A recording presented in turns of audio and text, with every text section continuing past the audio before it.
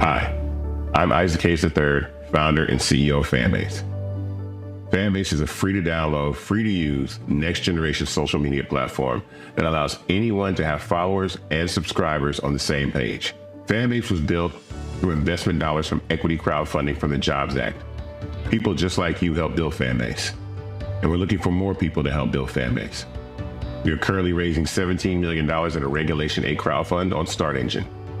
We've already crossed $2.1 million, but we're looking to raise more capital from people just like you that deserve the opportunity to invest in early stage startups without having to be accredited investors. So right now, I'd like you to go to startengine.com/fanbase and invest. The minimum to invest is $399. That gets you 60 shares of stock in Fanbase right now, today. And then use Fanbase to connect with friends, grow your audience, and be you without limits.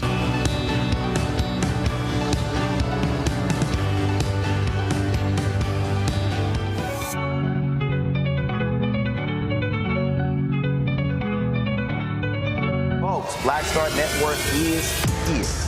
Hold no punches! I'm real revolutionary right now. Black power. Support this man, Black media. He makes sure that our stories are told. Thank you for being the voice of Black America, Roland. Stay black. I love y'all. All momentum we have now, we have to keep this going. The video looks phenomenal. See, this difference between Black Star Network and Black-owned media and something like CNN. You can't be Black-owned media and be scared. It's time to be smart. Bring your eyeballs home. You dig?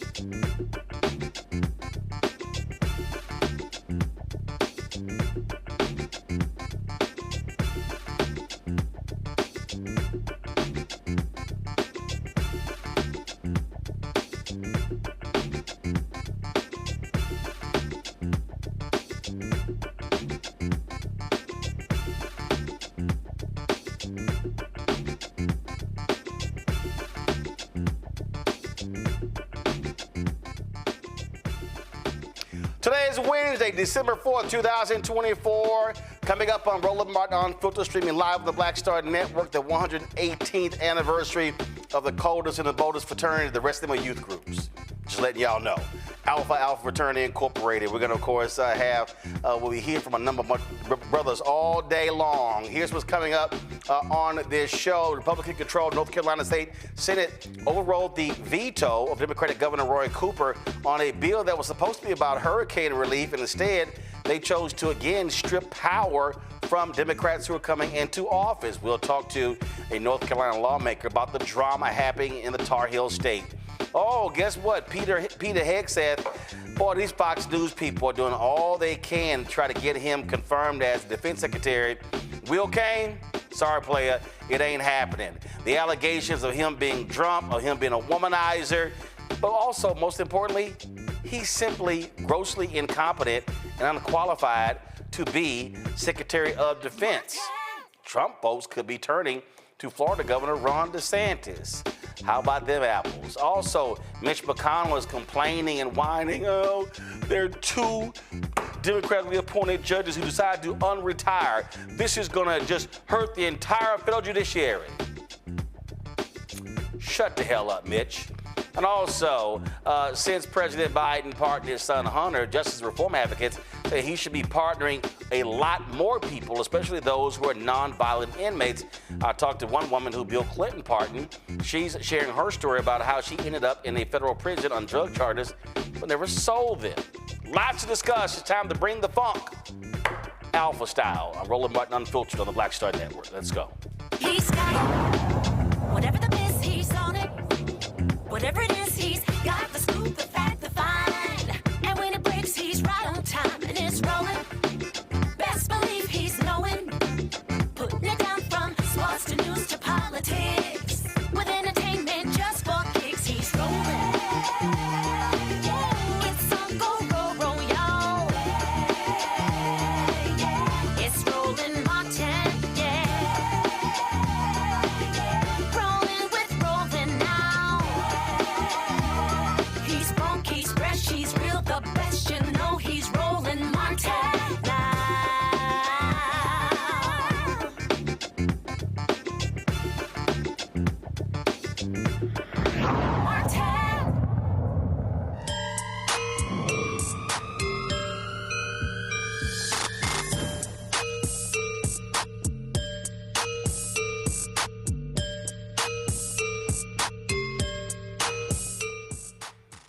All right, folks, if you want to see a naked abuse of power, all you have to do is look to North Carolina, where Republicans are doing it again. Now, there was a bill in the Senate that was supposed to be about helping folks who were devastated by Hurricane Helene. They were like, nah, we're not going to do that. We're actually going to focus on stripping power from the state's executive branch. Why is that? Well, that's because they lost at the ballot box. They failed. They lost in the governor's race. Josh Stein beat nutcase porn advocate Mark Robinson. They lost lieutenant governor's race. They lost the attorney general's race. And so they decided to say, you know what? We're going to take from the governor the ability to appoint state election board members and give that to the Republican state auditor. Who the hell gives the state auditor power over elections? Joining us is North Carolina State Representative Amber Baker. Glad to have you in studio. So here's what's insane. These folks have been whining and complaining about trying to help folk impacted by the hurricanes. But they were like, yeah, let's just spend our time stripping power because Democrats beat us at the ballot box. That's exactly right. So, 2 weeks ago, I was here to talk to you about this bill when it first was passed in both the Senate and the House. And we anticipated that the governor would be vetoing this bill. And so we knew that it was going to just be chaos when it came back.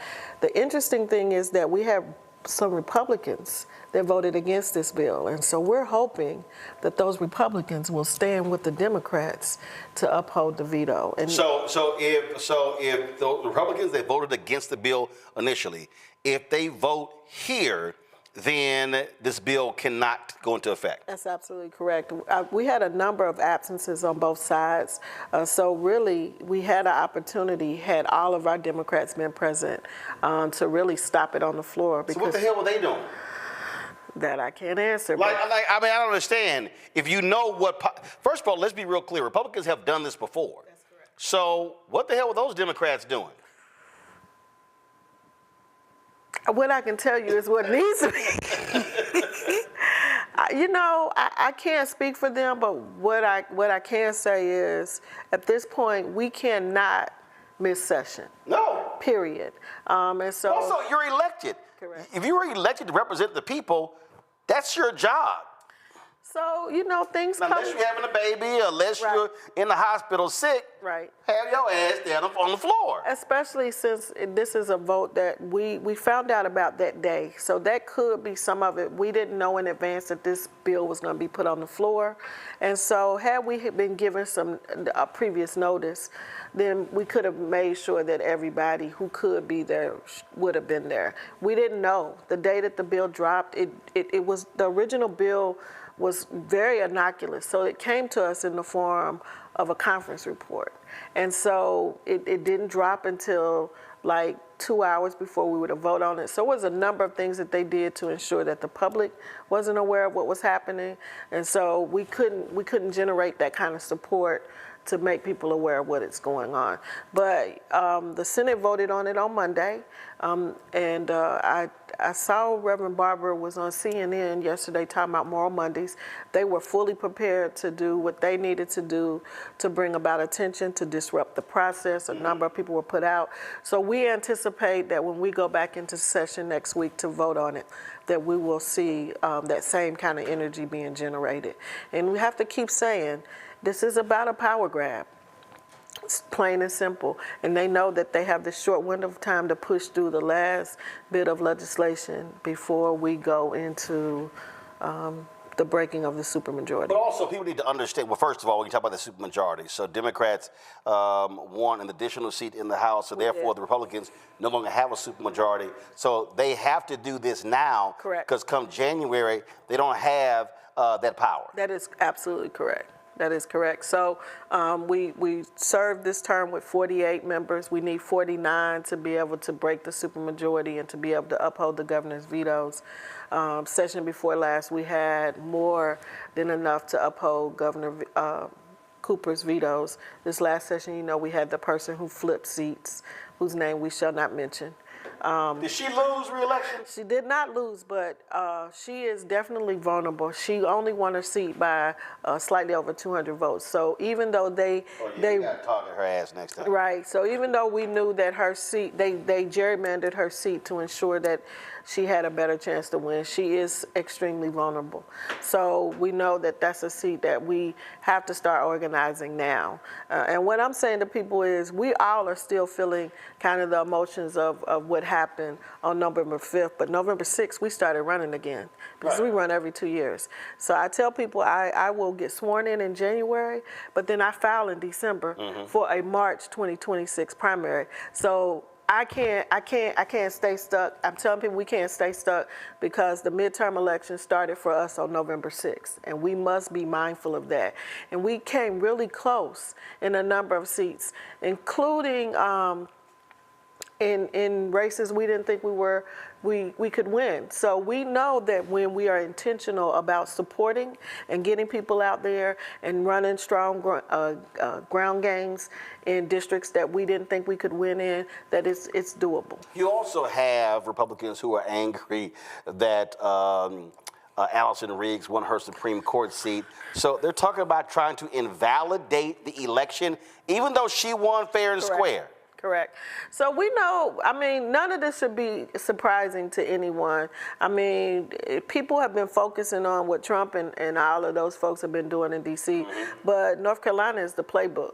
Right. And so no one should be surprised that once again they lost fair and square. And so now they're trying to figure out a way how they can invalidate votes or find votes to now keep her from being seated. But we know, and that was, and so we know that was a nationwide canvassing of, not nationwide, statewide canvassing of votes. So it wasn't like we just went into Democratic leaning districts to see if we could find enough votes for her to beat her opponent. No, that was statewide. Right. So what are you going to invalidate? And her opponent, who's actually on the appeals court, correct, he's trying to invalidate some 60,000 voters. That's correct. And prior to that, I can't even tell you the number of people that they purged from the rolls. Right. So we had to definitely, as we were out canvassing, we had to make sure that if people said they were registered, we checked on the spot. Right. So as we were registering voters, new voters, we were also canvassing and making sure that people whose registration had been, my daughter's registration had been purged, and I'm saying she's been voting since she was 18, and so nobody was immune. And we need to be real clear that we can't stop at that. Right. Like, again, for people who are listening, Roland, midterm elections started November 6th, and I don't think they're talking about 2026. Right. No, we need to be talking about January 2025. We cannot lose momentum. I'm already working with a number of candidates that ran good races. My strength is in grassroots organizing. Right. I'm telling them in January, you start reaching back out to those people and keep the momentum going, because you ran a good race, and so we can flip these seats. And the other thing, I always mention, because people, and you can appreciate this because you have to explain people, it takes money to run this show. It takes money for us to run these races, and as black candidates, we do not get the money that our white counterparts get. And we as black people, I share this story very quickly. My most prized contribution came from one of my parents who gave me $3. And people like $3, but I know what it took for her to give me that $3. And so I don't value the 3,000 any more than the 3. So don't think that any amount is too small, because when you run a grassroots campaign, every dollar counts, and we need it for these candidates that we know we can flip these seats on. Well, you talk about 26 was also going to be critical. Anita Earls on the Supreme Court. Yes. They have been trying to get rid of her. They launched an investigation because she gave an interview talking about the importance of diversity. Absolutely. So her seat's up in 2026, but there are 3 Republican seats that are up in 2028. Yes. And for people need to understand, when Democrats control the Supreme Court in North Carolina, that's when they ruled against political gerrymandering. They ruled against the voter ID bill, things along those lines. They stopped a lot of the crazy stuff happening. Absolutely. Unfortunately, when Sherry Beasley lost by 401 votes, Democrats could have, had she won, it would have been 6-1 on the court. It goes to 4-3. The next election, they lose. Yes. Then a brother, he decides to run for office, governor. he loses. Right. And then the Republicans have a 5-2 majority. Correct. And you also remember that in this hurricane relief bill that we're talking about, there are 2 circuit court judges seats in there that they are now eliminating. Both of those judges ruled against them, one against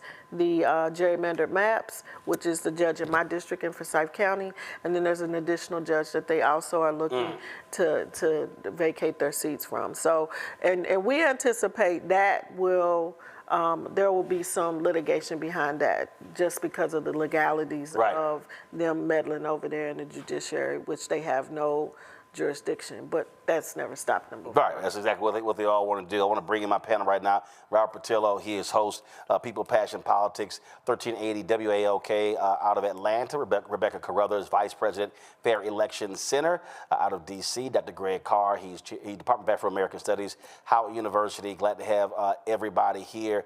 I'm going to start with you, Rebecca. The thing here that people have to understand is North Carolina, it is the test case, if you will, because of what they're trying to do, what they want to do. But Republicans, they have been playing this game ever since 2008, when Obama won the state by 14,100 votes.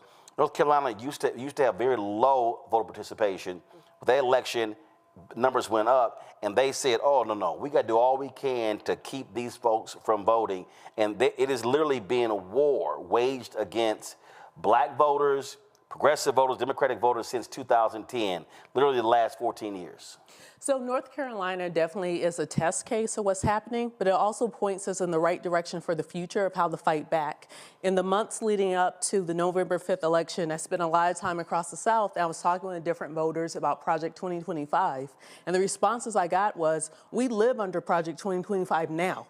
So we have to go to states like North Carolina and see what it means not to just resist, but how to actually fight back, how to dig in, how to talk to voters, make sure they're understanding what's happening in state, and then how to each election, keep chipping at some of those supermajorities. So my question for you is, what do you think nationally your party needs to know with how to fight back, not just how you all are fighting back at the state level, but nationally, how do national Democrats fight back against what's predicted to happen in the next administration?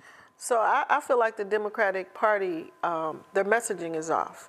You have so many people that are running the party right now that are so disconnected from the needs and the concerns of what people are really living and feeling, right? And so we had these really great speaking points, but if we're not in touch with the people who we need to motivate to understand that the decisions that are being made are going to impact their life, then it doesn't matter. So I tell people, if we don't reconnect and re-engage in community, some people are disconnected, and we've got to reconnect. And the messaging has to be based on what are the needs in the communities and in the districts that you're trying to meet.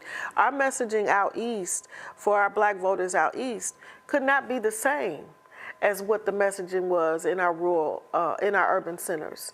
And so we've been intentional about that, running a 100 county campaign and giving choices to Democrats in rural counties and in counties that had not had an opportunity to vote for a Democrat was a really good strategy. But we've got to continue to build on that. And we have to have candidates that reflect these districts that they're running in, and those candidates need to know what those issues are, along with a statewide and a national message, right? So we heard a lot about abortion rights. We heard a lot about voting rights. Okay, that can be our national message and even our state message.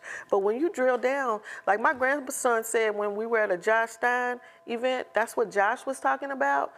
But when people started asking him about higher rents, right, they started asking about jobs and how can we get to some of these better paying jobs, and he went back to his talking points. My 17-year-old grandson, who's already pre-registered to vote, by the way, leaned over into my ear and he said, Yaya, that man don't have a clue. I said, what are you talking about, Amir? He said, he talking about white people issues. These people are talking about life. He's 17. Right. And that nailed it. So we are so insensitive, whether, by intentionally or simply because we have not stayed relevant in our districts and in our communities, and indeed as a party, that's where we miss it.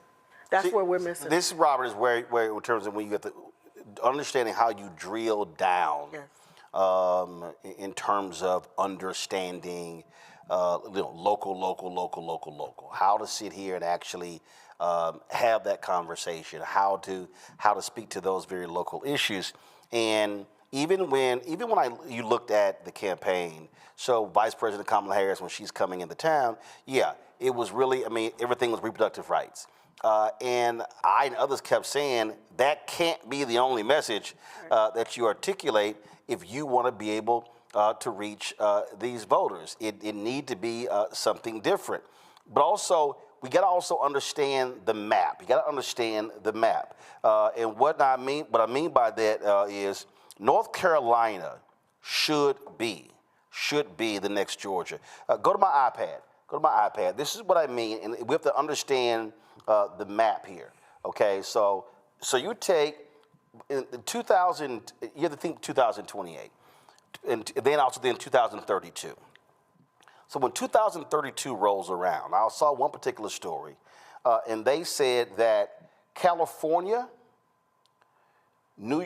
California blue, New York State blue, Illinois blue, and I think Michigan or Wisconsin. one of those two, they're going to lose in electoral college because the population decreases. Republicans, so if you look at that blue dot right there in Nebraska, sorry, I can't enlarge it any further. Well, there it is. That little blue dot in Nebraska, well, the Republican that stopped that from happening, he's retiring. They're probably going to turn Omaha into red, probably go to winner take all in the state, as opposed to congressional districts. So if you look at, so it's about 12 electoral college votes that are going to change, going from blue states to red states. Well, you go over here to North Carolina. North Carolina has 16 electoral college votes. You win North Carolina. You win North Carolina. You look at Utah and Arizona. Okay, that's 17 electoral college votes. You can lose those two states. You pick up North Carolina. You got 16. So where Democrats are, and then of course you look at Florida, that's 30. Between those two states, that's 46 electoral college votes.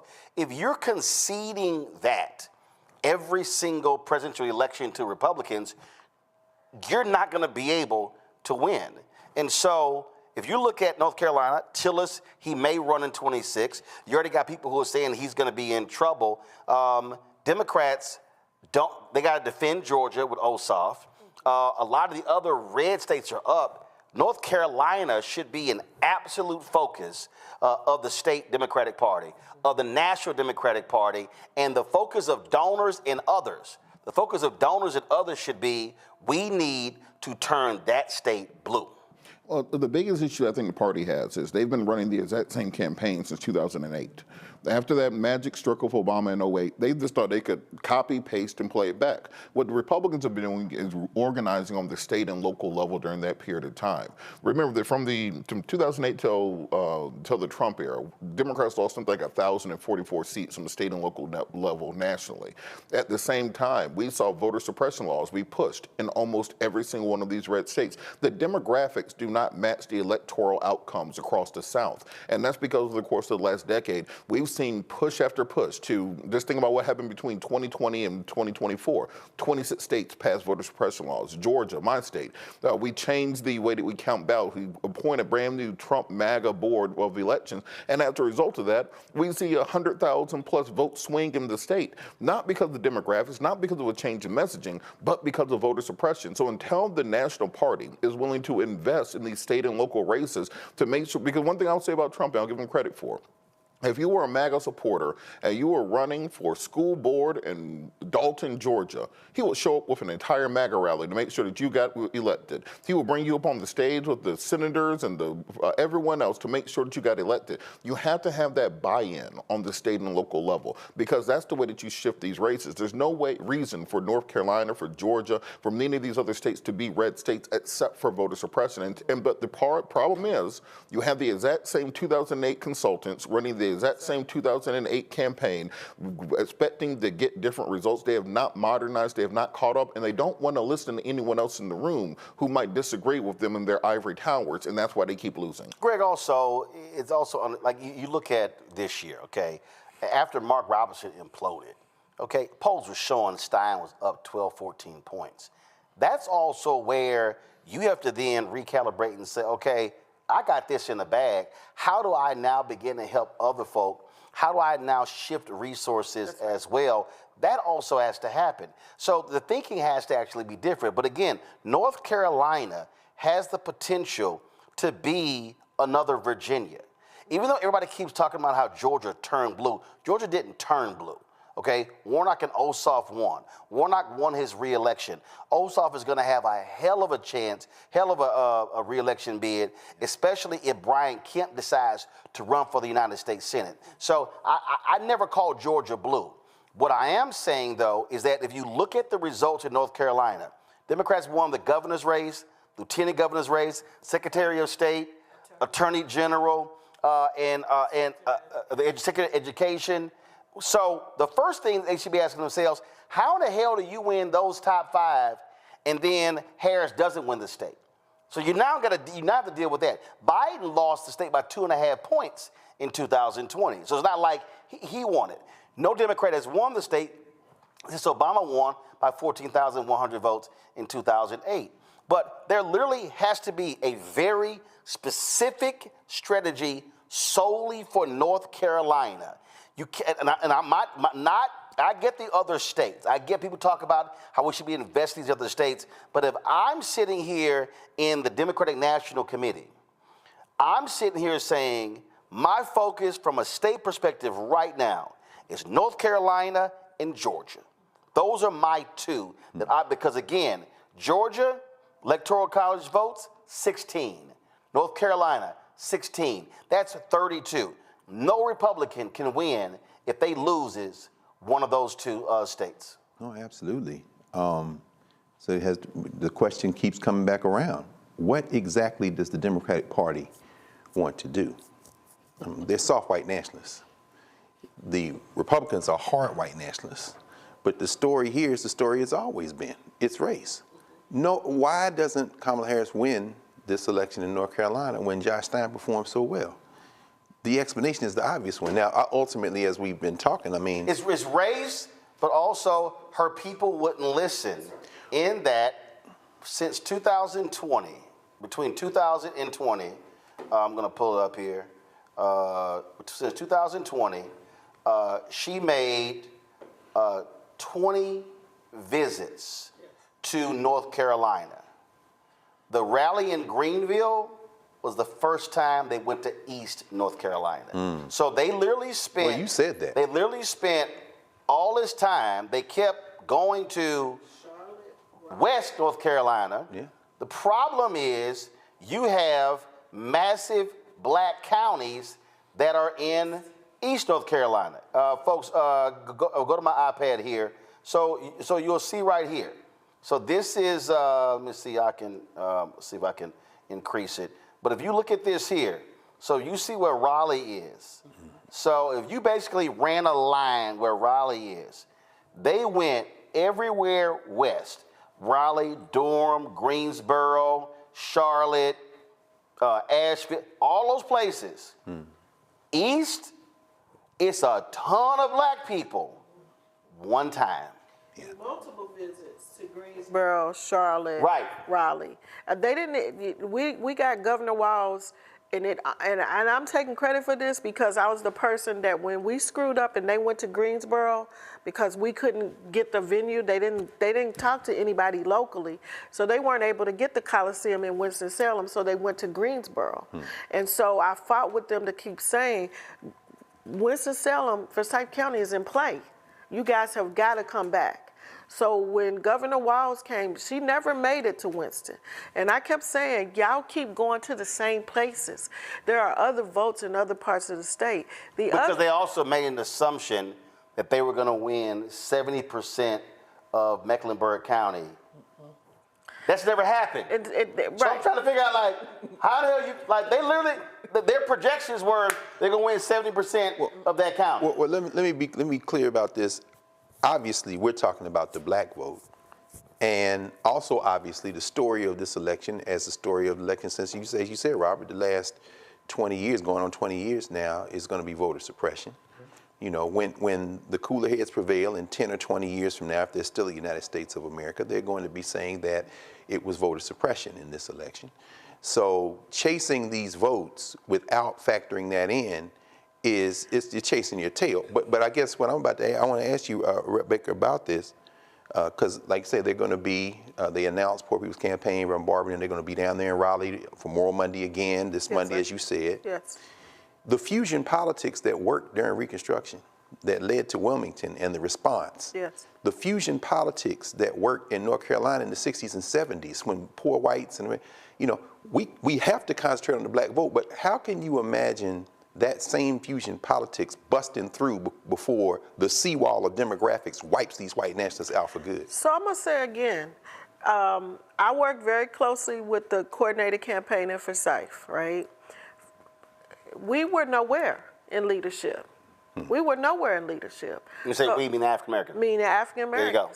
So how are you gonna? And what's the racial makeup of that county? I don't know, but it okay. Is it Forsyth County? Forsyth County. All right, keep going. I'm gonna find it, so don't worry about it. But if your focus is on trying to motivate the black vote, because I got tired of hearing that. And I said, look, if this race is won or lost, it won't be on the backs of black people. And it won't be on the backs of black women. So don't talk to me about how do we get out the black vote. Talk to me about how we're going to get out the white vote, how we're going to get out the LGBTQ community, how we're going to get out white women. I said, no, that's who we need to be focusing on, because black people are going to do what black people do, but we're not going to be able to save you this time. Right. That was my conversation. So you have... So how's that different? How's that different than what the Democratic Party does? They about to make another mistake. They put Rahm Emanuel in at the national level. They're saying white voters too, but you're saying something different. First of all, that ain't happening. Right. Well, I hope not, but these people... That ain't happening. Well, what I'm saying is you need a diversity of thought on your team. Yes. And I can say in Forsyth County, the head of who was coordinating North Carolina, and indeed the playmakers in Forsyth County were young white males. Oh yeah. And so that in and of itself is the playbook. And so when here's the racial makeup of Forsyth County. So go to my iPad. 54.8% is non-Hispanic white. Black is 25.8%. Hispanic/Latino is 14.2%. So what has to happen, and you're absolutely right, you can't put it in the backs of black people, but what I keep saying that has to happen, black folks, we have to be hitting for 70%. My deal is our turnout can't be 47, 50, 52, 55. No, we got to hit 70%. Then, to those people you talking about, it's like, no, I'm going to need y'all turn these white folks out so we hit our numbers. Because, look. But we're not going to get to the 70%, Roland. Unless you're not. Especially if you ain't talking to them. Right. And here's the thing. Again, Cuts and Cuties was what I did before the barbershop conversations were the end thing. They were having. I'm on something sick of, but go ahead. I'm sorry. Well, I did it because I'm always near the people. And I wanted to go into the barbershops, not to campaign, but to say, what are the issues? And in every place, two things came up. Nothing's going to change, right? And I need to know what your nothing is, because when people talk about that, it means that they have something in their mind that they've looked for a change. When you can connect their nothingness to what needs to change, whether it's the schools. Do you know who ran for school board? If it's social justice reform, do you know who runs for judges? Do you know? When you start to connect that, you see light bulbs go off. Yeah, but the only way that happens is what you said earlier. You have to be in regular engagement. What I said to the Biden-Harris campaign, I said in November of last year, a year ago, I said January to July needed to be what I call, and I said it on the show as well, I said your information, enlightenment, education stage. Yes. People don't know what you did. Right. You should be spending 7 months fanning out across the country, locking up with city councilmen, state legislators, county officials, saying you need to be having town halls, conversations, you need to be live streamed, whatever, laying out, this is what we accomplished. This is what we actually did. People are like, I didn't know you did that. Then, next question, what do you want to be done?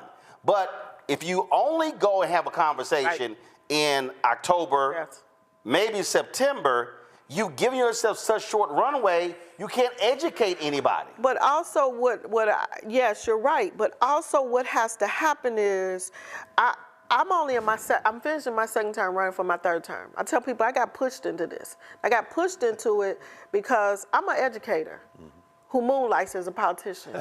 My career has been spent in highly impacted communities. I live in those communities. I had somebody say 2 weeks ago, you really do live here.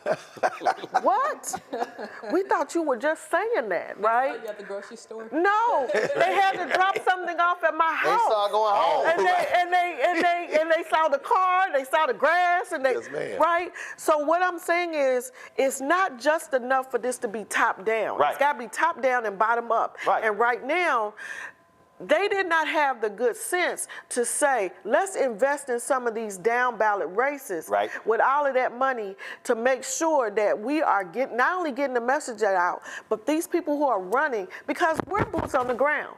I don't care how many people you bring in. Right. Your local candidates are boots on the ground. Make sure that your local candidates, your local elected officials, not only have your national messaging, but we need to have our local messaging. Right. And like you said, these town halls and all of this, it needs to be happening all the time. And I'm telling you, that's all the stuff that I do because I don't know anything else.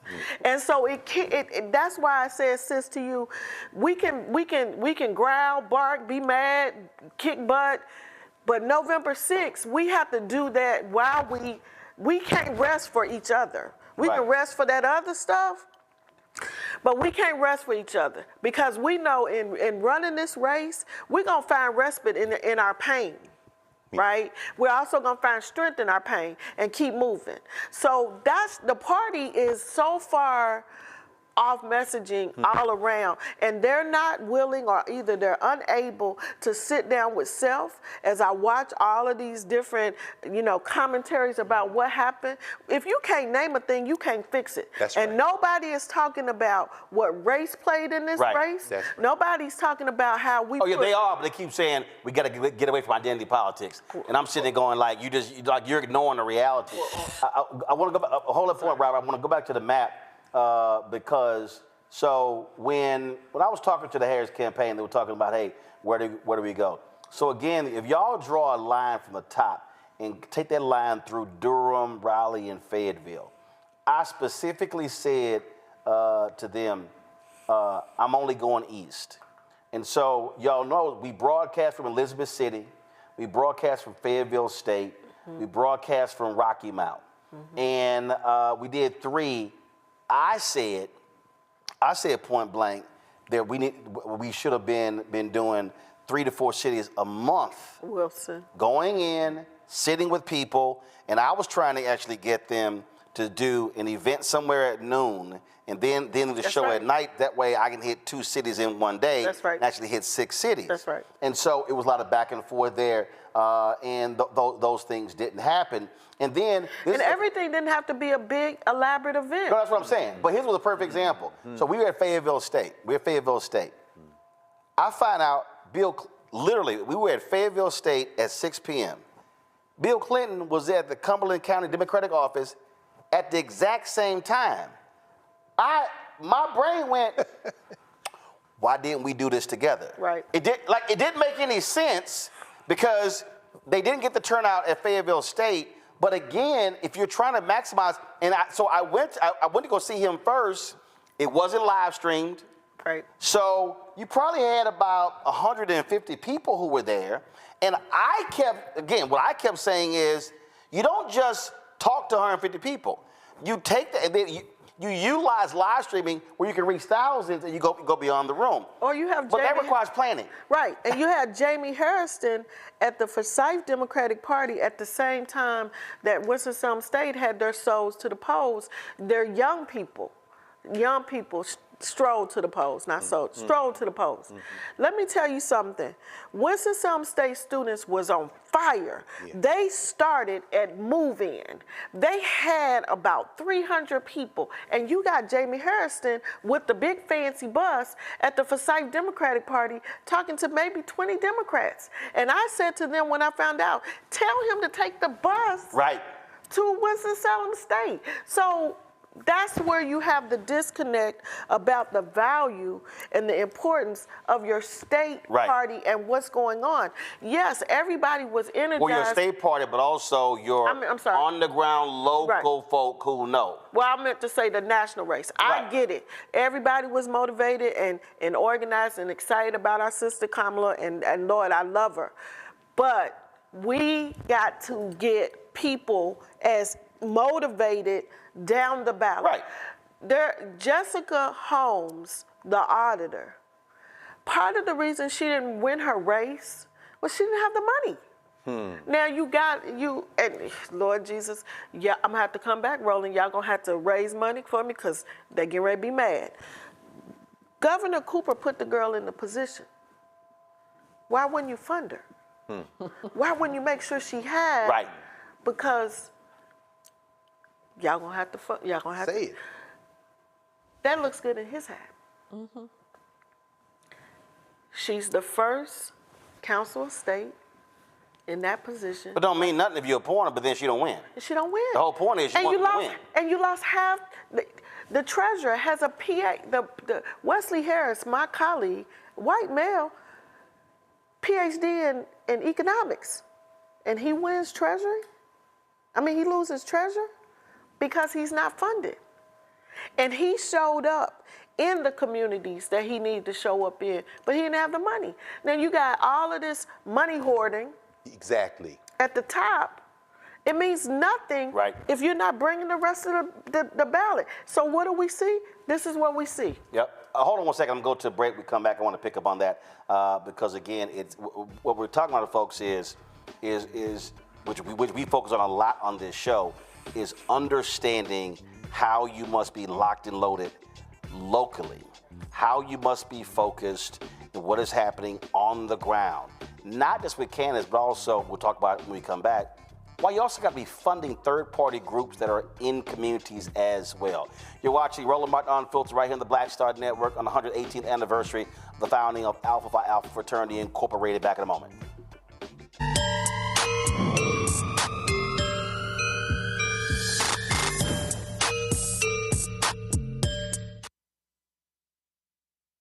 Now streaming on the Black Star Network. I had been trying to get a record deal for a long time. You know, when I finally got signed to the Motown record label in 2003, I was 34, 35 years old. And up until that time, I had been trying to get record deals the traditional way. You know, you record your demo, you record your music, and you send it, you know, to the record labels, or maybe somebody, a friend of a friend, knows somebody that works for, you know, the record label. And really, chemistry that was my last-ditch effort at being in the music business. How long have you been trying? I've been trying since I was a teenager. Wow. You know? And you know, and I'm grateful that it didn't. I'm grateful that it happened when it happened, because I wasn't prepared, you know, as a teenager to embrace all that comes with a career in the music industry.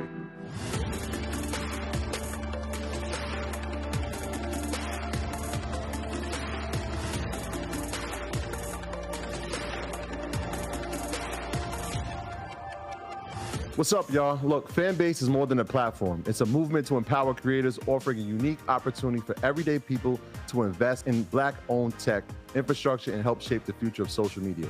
Investing in technology is essential for creating long-term wealth and influence in the digital age. The Black community must not only consume tech, we must own it. Discover how equity crowdfunding can serve as a powerful tool for funding Black businesses, allowing entrepreneurs to raise capital directly through their community through the Jobs Act.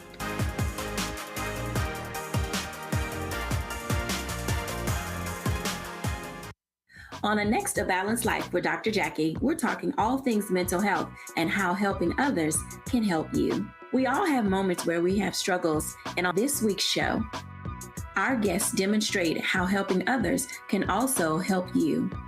Why you should never stop giving and serving others on a next A Balanced Life here on Black Star Network.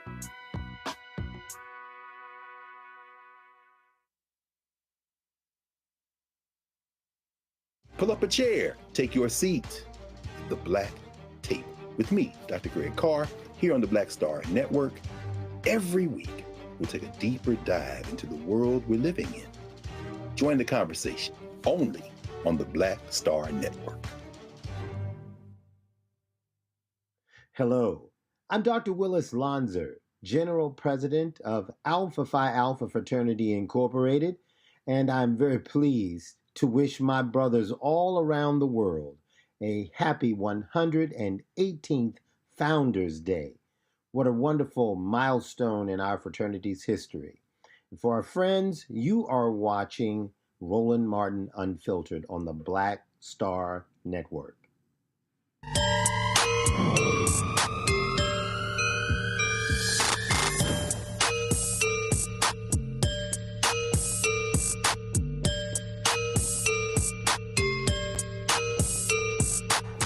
All right, folks, welcome back here on Roland Martin Unfiltered on the Black Star Network. Robert, before we went to the break, you had a question. Go ahead.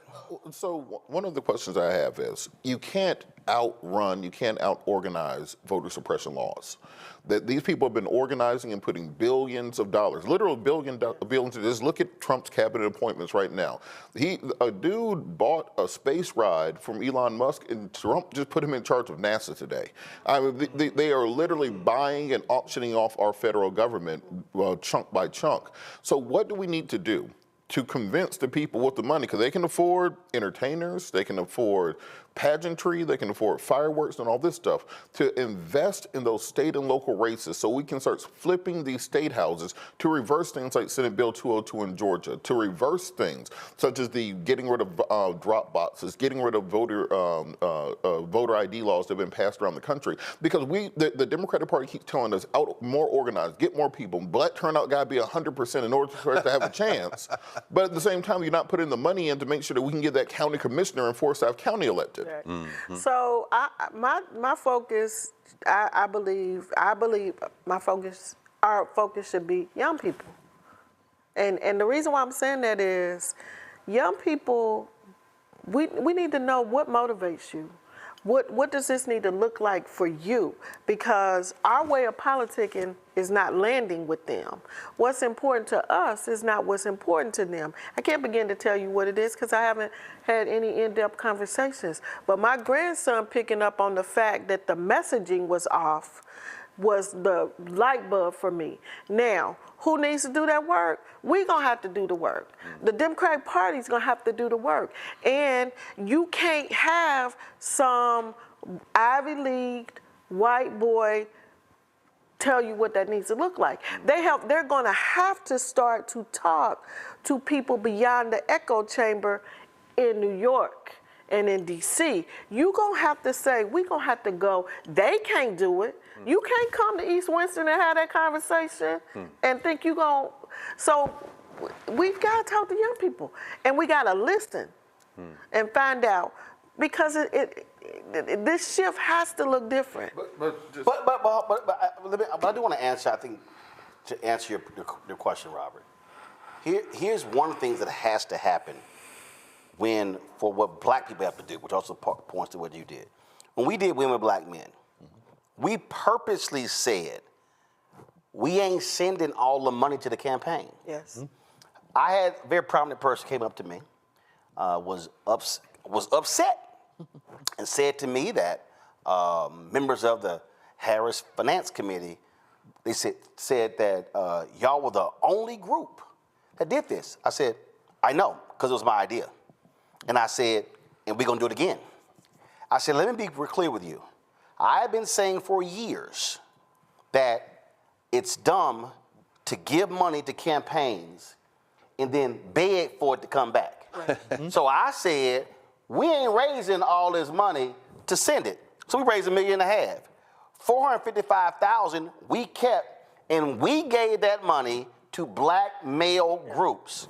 What I have been saying constantly, what black people have to do is not give money, I'm not saying to all campaigns, but not give money to a lot of campaigns, and give that money to third-party groups whose job, like Black Voters Matter, whose job is to go into places, hard to reach places, and they are about what's happening on the ground because they're about 365, 7 days a week. Yeah. The problem is when we, and I keep going back to when I talk about what we as black people have to do, because look, we can't control what white folk do, what Latinos can do, but my whole deal is, if we are funding in our communities, organizing and mobilizing, and then when we know, there's going to be a gubernatorial race. Yeah. At the outset, we come to the table saying,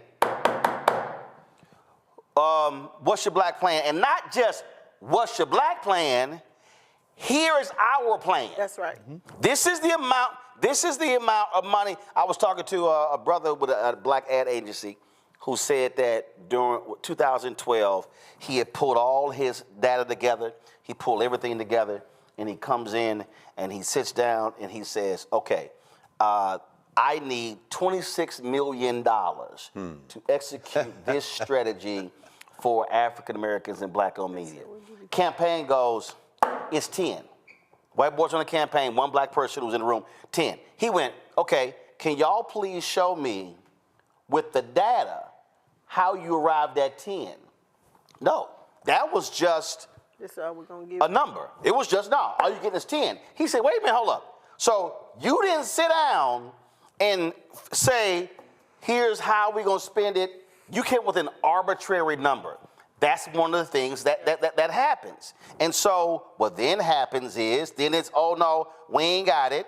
Then you want to fund staff, but you want black people to volunteer for free. Yeah. And all I'm saying is, we have to be, to Rebecca's point, okay, what's the number?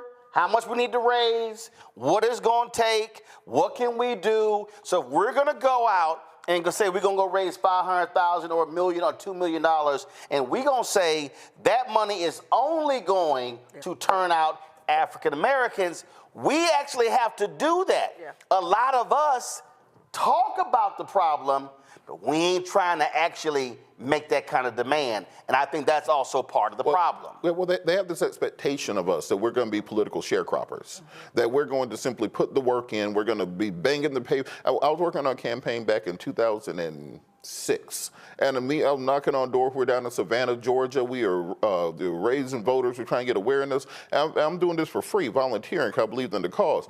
The white boy Derek, who I was working with, was making $100,000 do the same damn thing, and he took lunch off.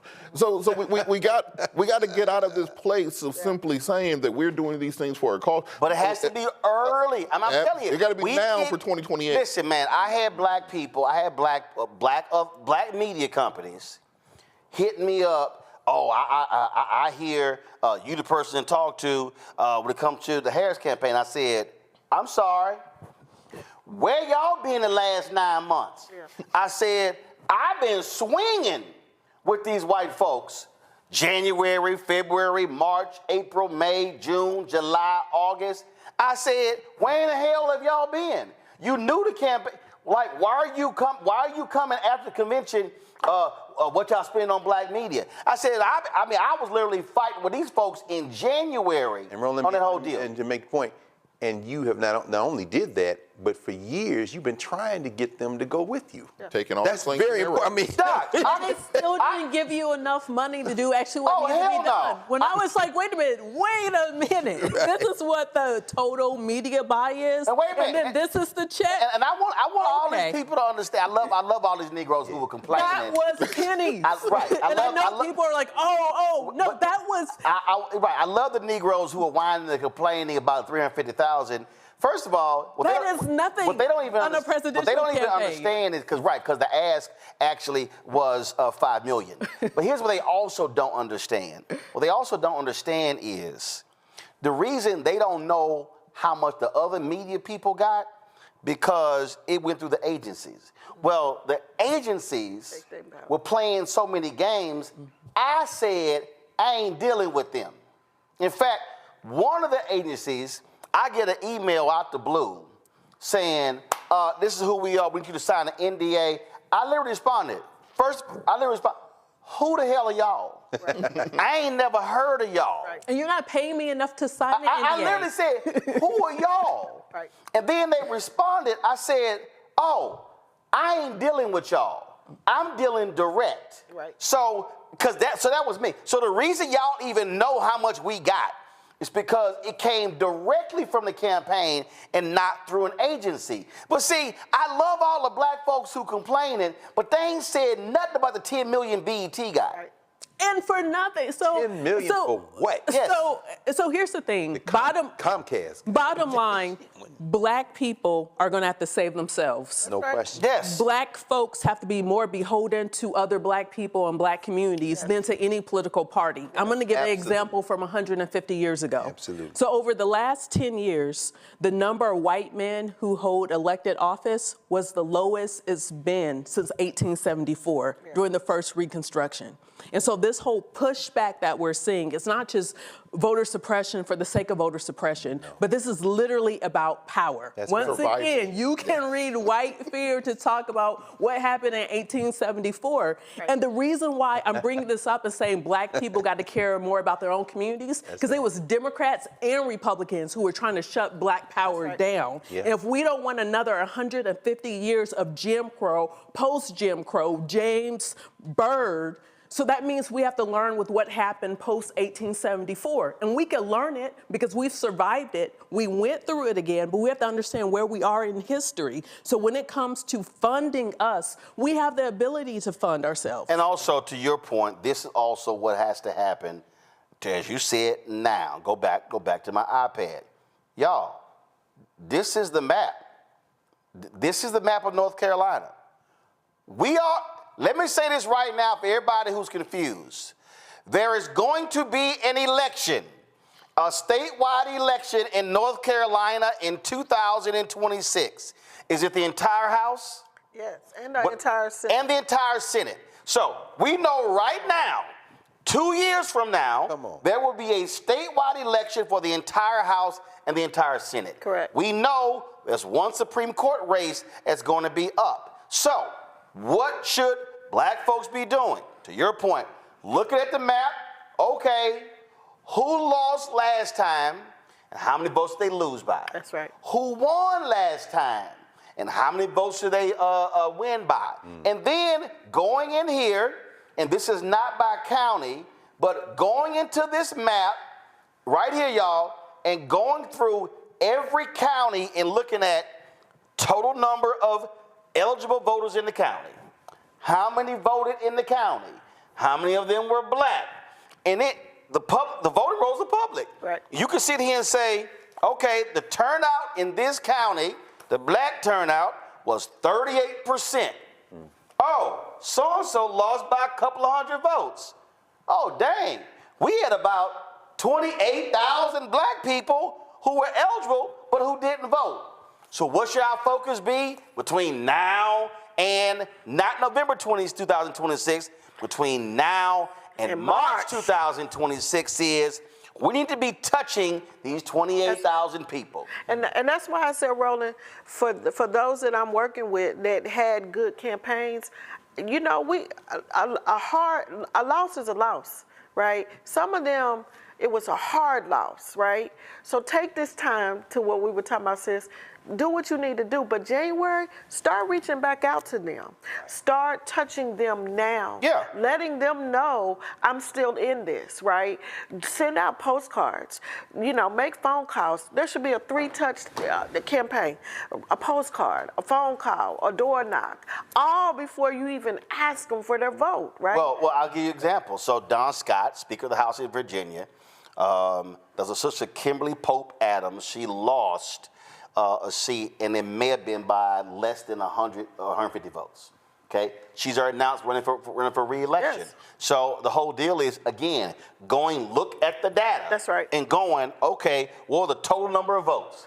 And what households should I be touching? Now, what should I be doing differently? And again, for us, it's numbers. When Don hit me up and said, hey, man, I saw what you did for Warnock. Can you come do that for us? He said, we're trying to win the House. We win the House, I become Speaker of the House. Okay, great. He said, so we gonna support your show. Here are 5 cities. It was 4 cities. We added a 5th. And so what we did is we took the show in. We broadcast from there. And here's what was interesting. There were white Democrats in Virginia who were saying, why are you paying Roland Martin? Why are you supporting the show to come in? He said, they were like, well, only 75 people in the town hall. He said, do you know the thousands that watch? He said, are you aware of the phone calls that we got? People said, I couldn't make it, but I saw the rebroadcast. And then all the candidates took the clips, put it on there, surfaced it all out. So the broadcast reached thousands of people, more people than they could hit in door knocking in 2 hours. That's right. But again, it's thinking totally different. And so what I'm saying to black people, this is literally how we have to be thinking. But also to add to this, and again, you do this work. We also can't be looking outside of community to do this work, right? And again, I remember a assuming conversation. somebody else just gonna do it. Well, and to think that the local party's gonna do it, and I was in the room when they said, well, what's the plan for the black precincts? And you're talking to the party chair, and then I'm on a call. You like, ain't you the party chair? Right. Well, and then the same question to the state chair. And so I live by a rule. We don't break rank in front of mixed company. We get out. I'm like, why are y'all asking them that? Right. Like, why are we putting together the plan? So to your point, I guess I'm the disruptor in the room because I'm like, why are we should be putting together the plan saying we need money to do this. Yes. Here's our plan. And say, and that's what I'm saying. Here's the number. Right. And just on that point, I think it's important for people to understand that look at what Trump did when he was making his political comeback. He started running for re-election at 1 a.m. Right. on election night when he came out and said, I won, these people lied, they stole everything. Right. And he never stopped running for 4 years. That's correct. He never stopped organizing. They went through state by state, county by county, precinct by precinct to support state and local officials so that when it was time to appoint your 3 MAGA people onto the Board of Elections in Georgia, you had already changed the state law to make it able to do that. And when the Democratic Party thinks they can just kind of parachute in at the last minute with a catfish dinner and the cha-cha slide and to say, okay, look at all the black folks out here to save us again, it's not going to work. If you prioritize the John Lewis Voting Rights Act in Biden's first year when you have a majority in the House and in the Senate, then you could push through big legislation, then you probably get that, people need to remember also about this election, 1.6%, that's what separated Kamala from Trump at the end of the day. Kamala got about 75 million votes. Biden got 81 million in 2020. So we're talking about a 6 million vote gap that we're missing. Much of that can be accounted towards that voter suppression. Okay. So when you're looking directly at the numbers, we're talking about across those Rust Belt states, she lost by a grand total of 200,000 votes between Michigan, Wisconsin, and Pennsylvania. So if you're able to push through the John Lewis Voting Rights Act, you're only talking about 40,000 votes in each of those states in order to win. She wins the election. If you're able to push through the George Floyd Justice and Policing Act to make those things done, you don't think you can turn out 40,000 brothers in Detroit and in Milwaukee and to get those things done? So when we talk about making these plans, making these investments, we have to have a clear idea of what we're going to do. And running the 2008 campaign again with the big rallies, the hope and change, the moderate message, that is a gone and bygone playbook. We've not, nerd moment with Robert, I like these things.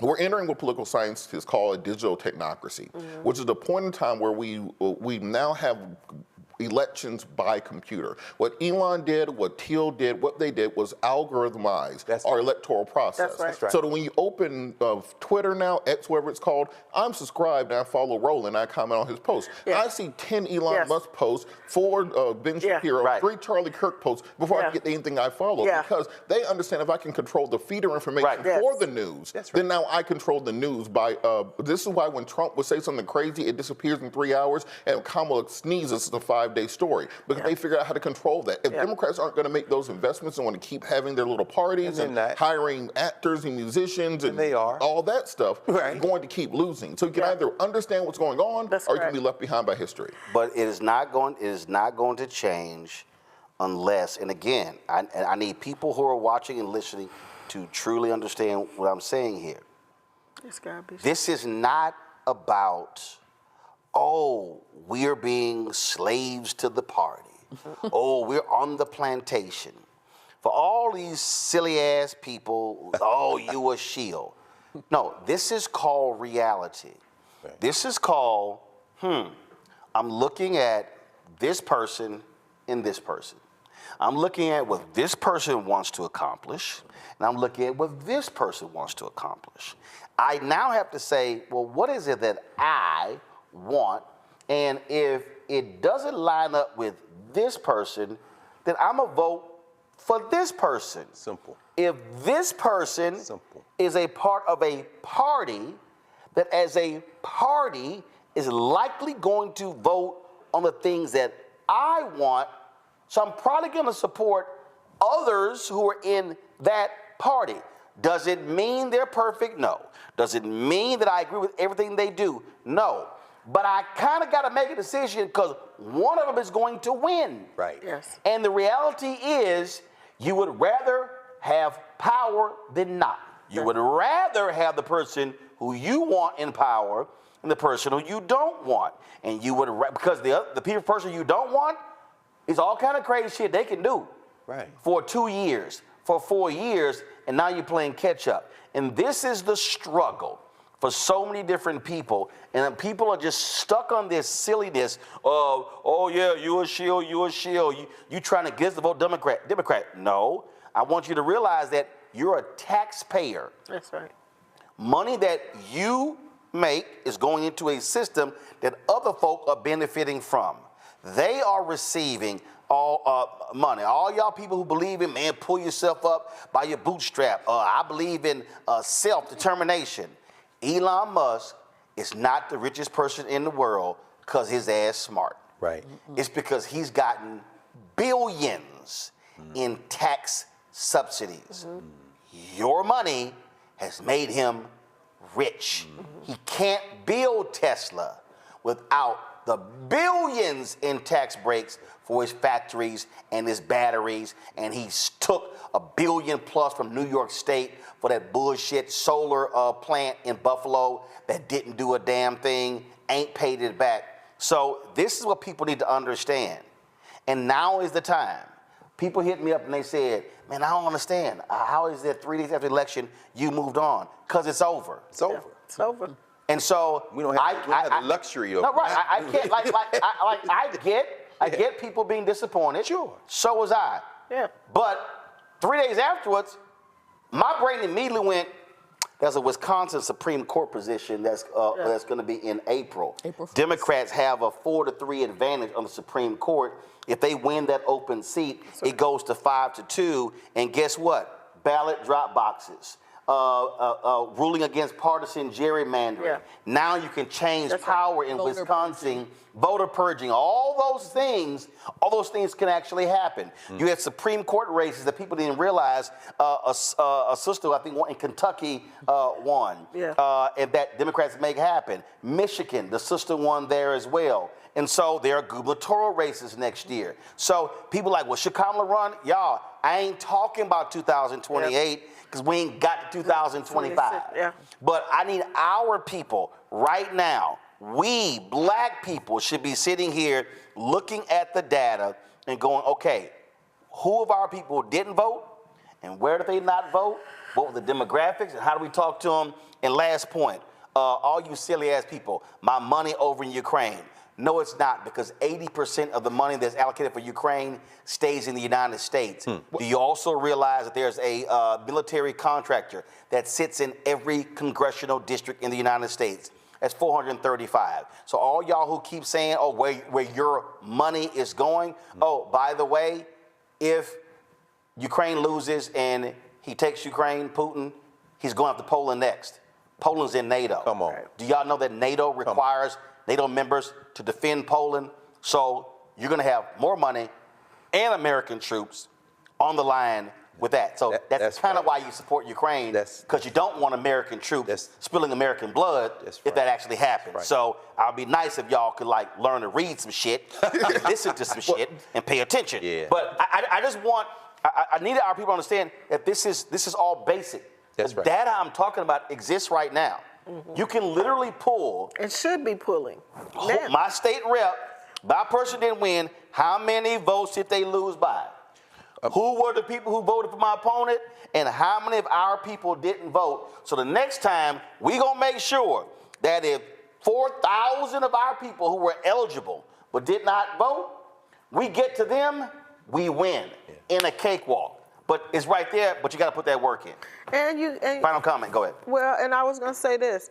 We keep talking about the Democrats, right? But the independents, we can't count them out. We have to also factor them in because they're the swing voters. Right. And they can throw a race either way. So we have to think about that. Those of us who have... I got to think about them second. See, if I'm building... But why does it have to be? Why can't it be both? Here's why I can't do both at one time. Because so let's see here. This is a news desk. I cannot build this set without this pole right here. This pole right here is the most important thing for this set. So I got to get this in place first. This got to be sturdy first. If I'm studying numbers and black people make up 55+% of the district, I got to lock down my base. I got to say, all right, I need, your last election, how many votes you win? What total number of votes cast for you? I had 72% of the vote. No. I need actual vote, not the percentage. Oh, I had 21. Like 2,100. Okay. So if I'm looking at the numbers and I go, you won last time by 2,100 votes. Okay. That means I need to get at least 2,100 this time. Okay. Where am I going to get the 2,100 from? So when I look at the map, I'm like, okay, 400 came from here, 300 from here. Whoa, 500 came from over here. Now I'm understanding my base. What I'm saying for our people is that we have to be looking at our base numbers. One of the reasons why, to be honest, Vice President Kamala Harris lost is because, I said this in 2017, when she came to the United States Senate, I said, no candidate, I said this actually in Obama's third year, I said, no future black candidate can run an Obama campaign. Can't run it again. I'm like, it's not gonna happen. Yeah. So she wins in 16. When she comes in, I kept saying about her and Corey, I'm like, listen, Obama ain't constantly coming to the Tom Joyner Morning Show. Y'all need to be on the Tom Joyner Morning Show every 2 months talking to black people what's happening. I couldn't get them on. It was 9 months before she came on to my TV One show. And I was like, y'all, what are you doing? That's 2017. 18 goes by. She was president in 19. She never established a direct connection with black voters in a mass way. Had she done it in 17, she done it in 18, you would have been hearing her voice, constantly seeing her. Baby, you can keep doing MSNBC, but you got to take care of home, because that's your base. So when she ran, and when Corey ran, if you look at their polling numbers, the reason they weren't polling well is because they didn't have a solid base of black support. This was black folks in 2019. We don't know who we're going to go for. Right. So you get to December, she drops out. Corey eventually drops out because there was no base of voters. So I think locally, that's how I look at it. How do I lock down my base? And then it's, all right, okay, now what's my other pickups? Gotcha. But if I don't like, because this is what Democrats do.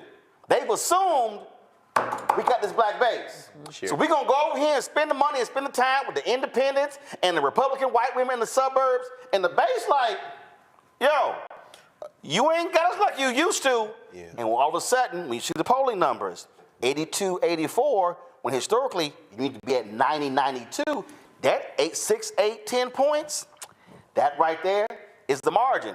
You got to lock down your base. And just a corollary to that, again, look at the Trump campaign. They didn't care about no independents. They didn't care about no moderates. They tripled and quadrupled down on their base. They didn't go on CNN. They didn't go on MSNBC. They didn't come here. Didn't succumb to a media like, why aren't you going to MSNBC? Because the Harris people should have literally said, y'all can go to hell about going on Fox News. Mm-hmm. See, that's what Democrats keep. You ain't going to satisfy them going on Fox News. Man, y'all can go to hell. And look, they were late to come on your show. They were late to go and start doing podcasts. And that was all. Hold up. That was all Jen O'Malley Dillon, Stephanie Cutter, and David Plouffe. What you said from the beginning. I mean, I'm telling you right now. This is not a, I mean, this country, I mean, George Washington himself said it. That, you know, he didn't know whether this thing was going to survive because of the introduction of political parties. In other words, these are delivery systems for ideologies. And the only ideology in this country is white supremacy. So of course the Republicans don't have to worry about a local thing. They have a visceral gut level. This is the thing Steve Bannon understands intimately and why they're going to wreck this country. I don't have to go knock on doors. I am making a blood call to white nationalism. These fools have voted against their interests. And so, you know, Rebecca, my question, and I love the way Amir said it. Y'all talking about white people issues, these people talking about life. So these three of your, I hate to call them colleagues, but I guess that's the convenient thing to do, from Western North Carolina, who didn't vote for this bill last time, who are in those areas that are hit by this hurricane, What do you think they're going to do next week? And what can we do at this point to stop the thing right in front of us, which is this bill? So it's two things going on. The ones in Western and North Carolina that didn't vote for this bill are Republicans. Right. And so you best believe that they probably have tightened them up and of course made them fall back in line. The other piece that I spoke about a couple of weeks ago is, we got to make sure that the Democrats hold the line. Yep. And we got 3 or 4 that lock down your base that play on both sides. That might not vote against this. Oh yeah. Oh yeah. Oh yeah. And the thing is that the new incoming speaker has already boasted that he has a working majority because he knows that he has at least 3 on our side that they feel like that they can manipulate to get to Which vote. means that the pressure has to be brought to bear on those 3, and they got to feel it. They got to be inundated with phone calls and emails and whatever. So you ain't got to say it on the show, but when you can just give it to me afterwards, and I'll take care of the rest. But again, that's what the reason Hunter Biden actually got indicted is because there was a plea deal. The House Oversight Committee held them down hearings. They were the ones who wrecked that plea deal. They put that's what Biden was talking about in his letter. They put public pressure that forced Garland, and again, being a punk ass, he caved and appointed the special prosecutor and was like, oh, no, we coming after you.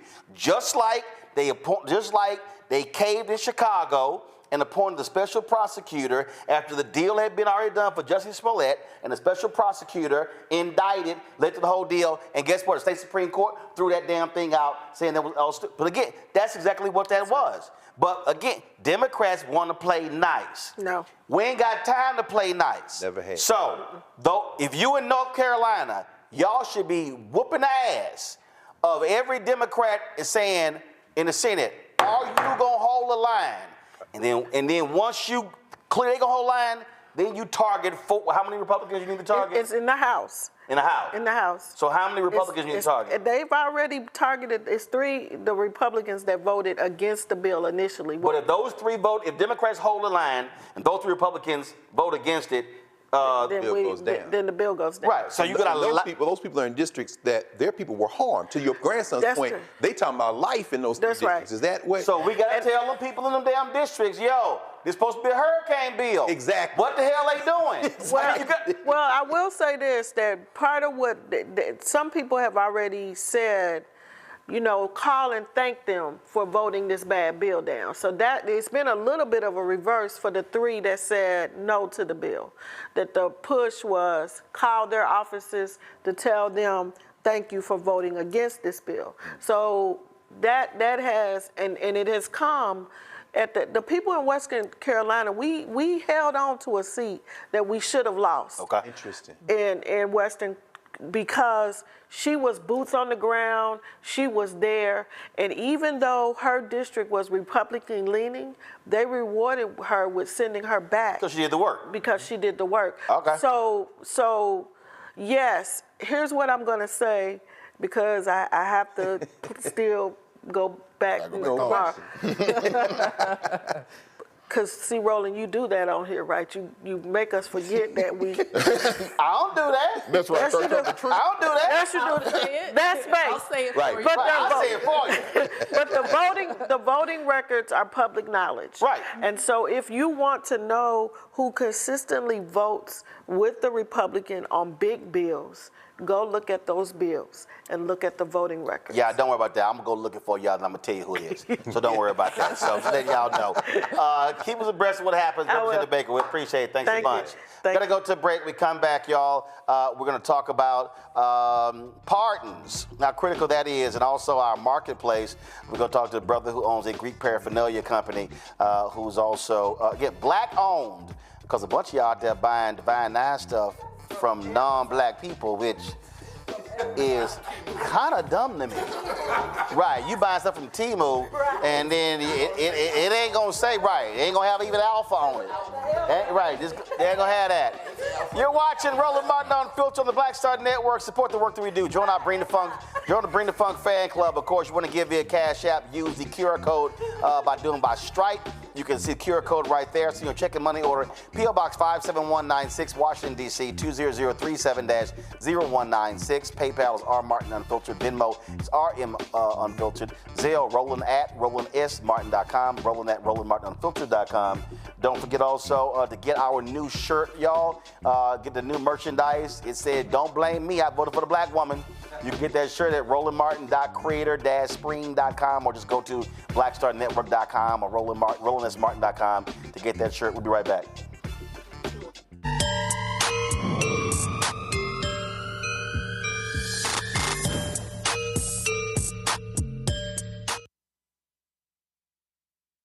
Now streaming on the Black Star Network. I had been trying to get a record deal for a long time. When I finally got signed to the Motown record label in 2003, I was 34, 35 years old. And up until that time, I had been trying to get record deals the traditional way. You record your demo, you record your music, and you send it, to the record labels, or maybe a friend of a friend knows somebody that works for, the record label. And really, chemistry that was my last-ditch effort at being in the music business. How long have you been trying? I've been trying since I was a teenager. Wow. And I'm grateful that it didn't. I'm grateful that it happened when it happened, because I wasn't prepared, as a teenager to embrace all that comes with a career in the music industry.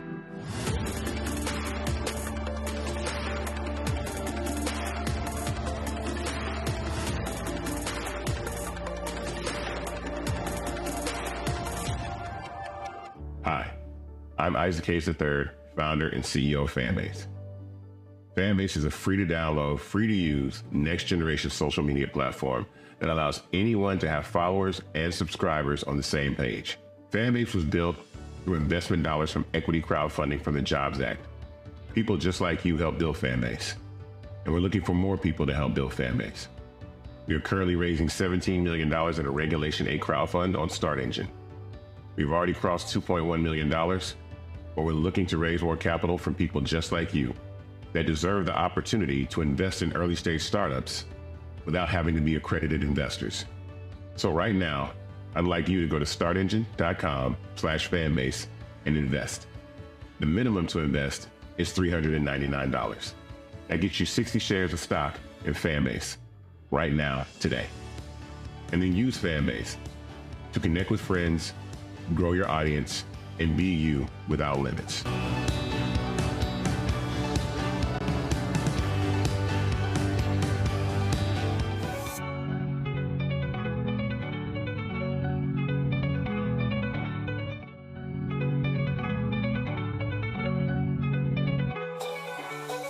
This is Herman Skip Mason Jr., the 33rd General President of Alpha Phi Alpha Fraternity, Incorporated, wishing all of my beloved brothers a happy Founders Day.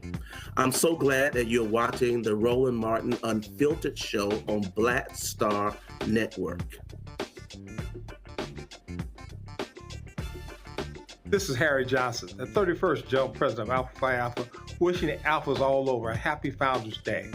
You're watching Roland Martin Unfiltered on the Black Star Network.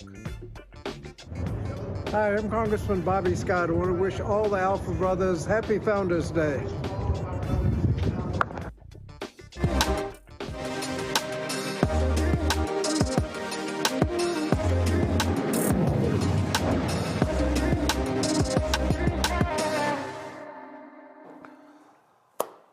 All right, folks, of course, it is Founders Day for APhiA, and a lot of folks out there, when we talk about buying Greek paraphernalia, where are you getting your stuff from? We talk about why it's important to buy black, and so joining us right now is Gnarlus Nobles. He's the owner of Burning Sands Greek Apparel. Glad to have you here. When did you actually start your company? So the company was actually incorporated in 2021 August, but I didn't actually start selling until 2022. And so obviously you don't just sell, you're a brother, but you don't just sell this Alpha stuff. How's it been going since you actually launched the business? So very supportive. So so far we've kind of expanded the business in the fraternities first.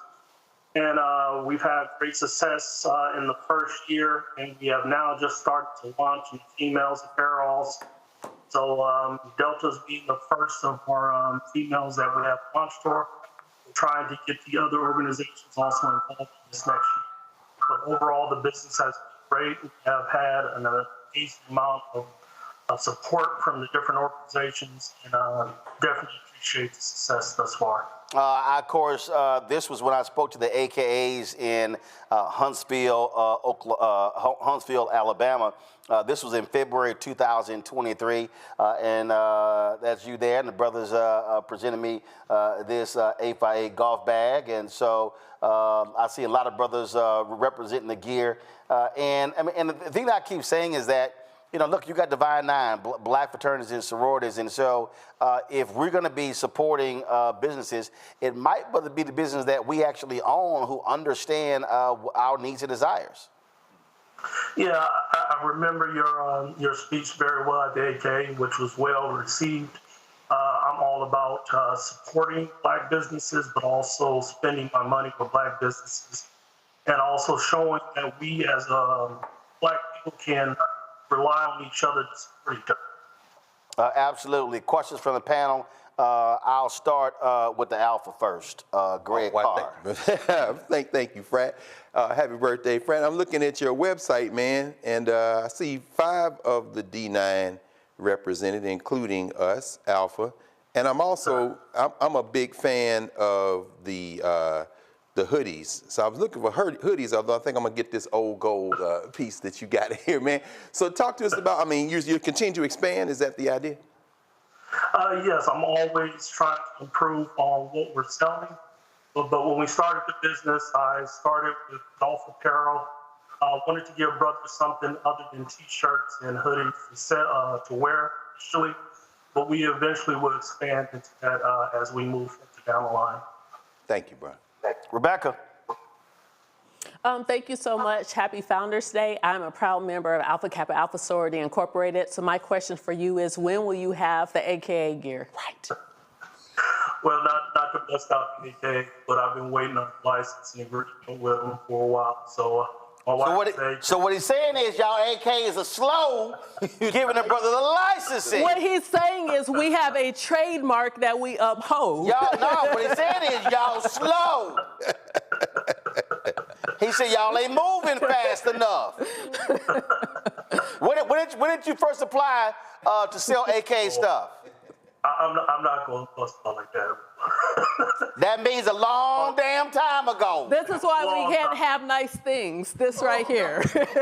Because y'all are slow. Robert? I want to talk a bit about why it's so important to support officially licensed black-owned businesses doing this work, because during the pandemic, everybody got a Canva subscription, they got a sublimation printer, they ordered some T-shirts from AliExpress, and then they got a Cricut machine, and they started printing their own merch and apparel. You go to Homecoming, they got the line names, they got everything, and they do it in the fourth floor in their house, right next to your husband's TV studio that he built out and did not know he was sharing the fourth floor.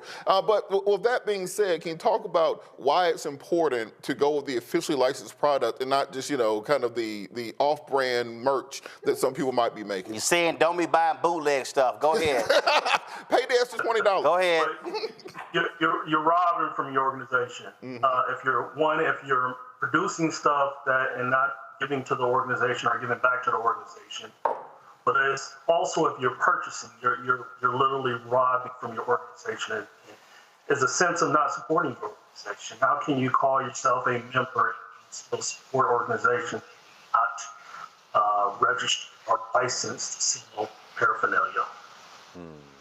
Well, absolutely. And so what would you say is your most popular item? I would say my leather products, the backpack, probably sold over 150 backpacks. Oh, wow. And then lately is in the golf bags also. Okay. All right, then. So what's the website that people want to be able to get their gear? Where should they go? The website is www.burning-sands.com. Burning-sands.com. Folks, with a promo code, Roland Martin, you get a 10% discount. You use that promo code, so go to burning-sands.com. And this is actually one of the sweaters from Burning Sands that I'm rocking right now. It looks great, bro. Yeah, I think it is one of y'all's. I'm like, hold up, I got the vest and I got 3 other ones. So I got the one you got on. I almost wore that one. I'm glad I didn't wear that one. I wore the different one. And so y'all, this actually zips. This collar actually zips from top to bottom. So and it actually has pockets on here as well. So it's pretty cool, pretty cool. So Nas, I appreciate it, man. Thanks a bunch. Good luck. Thank you, Brother Mo. All right, folks, we come back. We're going to talk about pardons. Folks are saying to President Biden, okay, you hooked your son up. You need to do a lot more damn work when it comes to pardons. We'll talk to Kimba Smith next, right here on Roland Martin Unfiltered on the Black Star Network on this 118th anniversary of the coldest and the boldest fraternity of them all, Alpha Phi Alpha Fraternity Incorporated.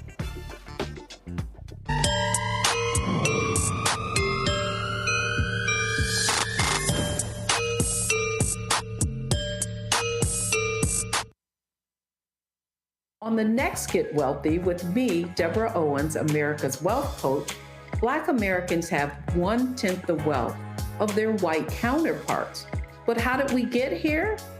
It's a huge gap.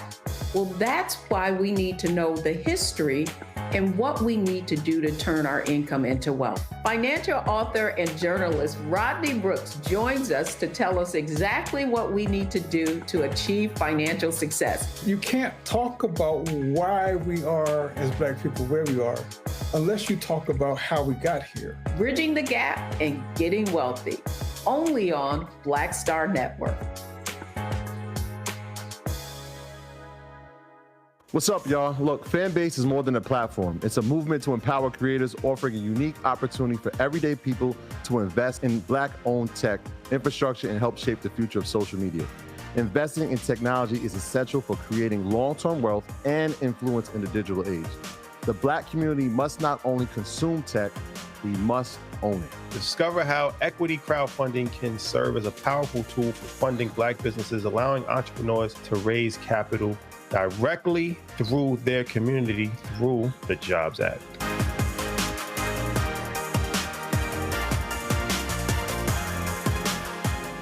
Hatred on the streets, a horrific scene, a white nationalist rally that descended into deadly violence.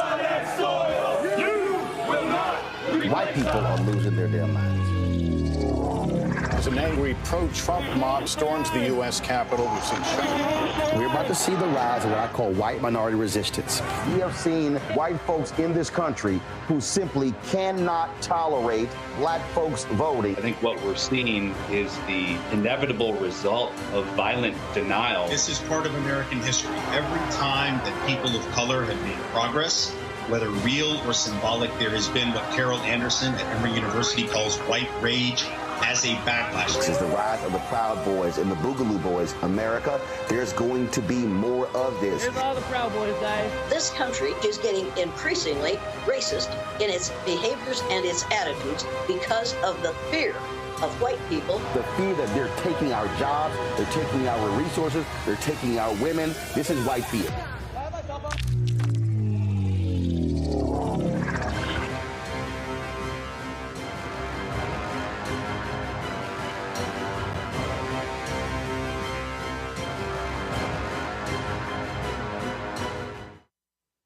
Greetings, I'm Mark Tillman, 34th General President of Alpha Phi Alpha Fraternity Incorporated.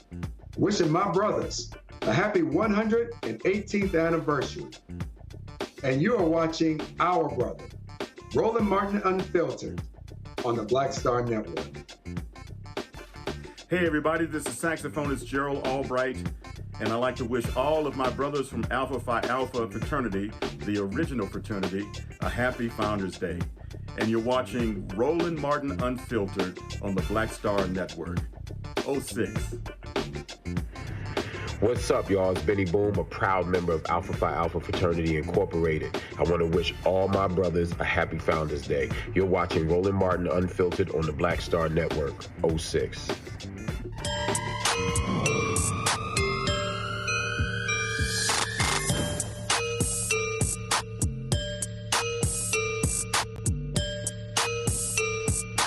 right, here we go. All right, folks, let's talk pardons. President Joe Biden is still catching hell because he gave a pardon to his son. I don't know why these Democrats keep whining and complaining. That's what happens when you got the power. But now others are saying, wait a minute, are you going to go further? Are you going to go broader? What else are you going to do, President Biden? When you look at his clemency rates, the numbers are extremely low. I'm talking about damn near Nixon level low. And so he is not being very aggressive in driving these pardons. But now others are saying, guess what? There are a lot of nonviolent inmates who need clemency, who've been waiting behind bars. My next guest spent 6 years for 24-and-a-half-year sentence on drug-related charges in 1994 before being granted clemency by President Bill Clinton. Kimba Smith is the author of Poster Child, a memoir about how she ended up in a federal prison. She joins us right now. BET Plus is also streaming a film adaptation of her life titled Kimba. Here is a sneak peek at that movie.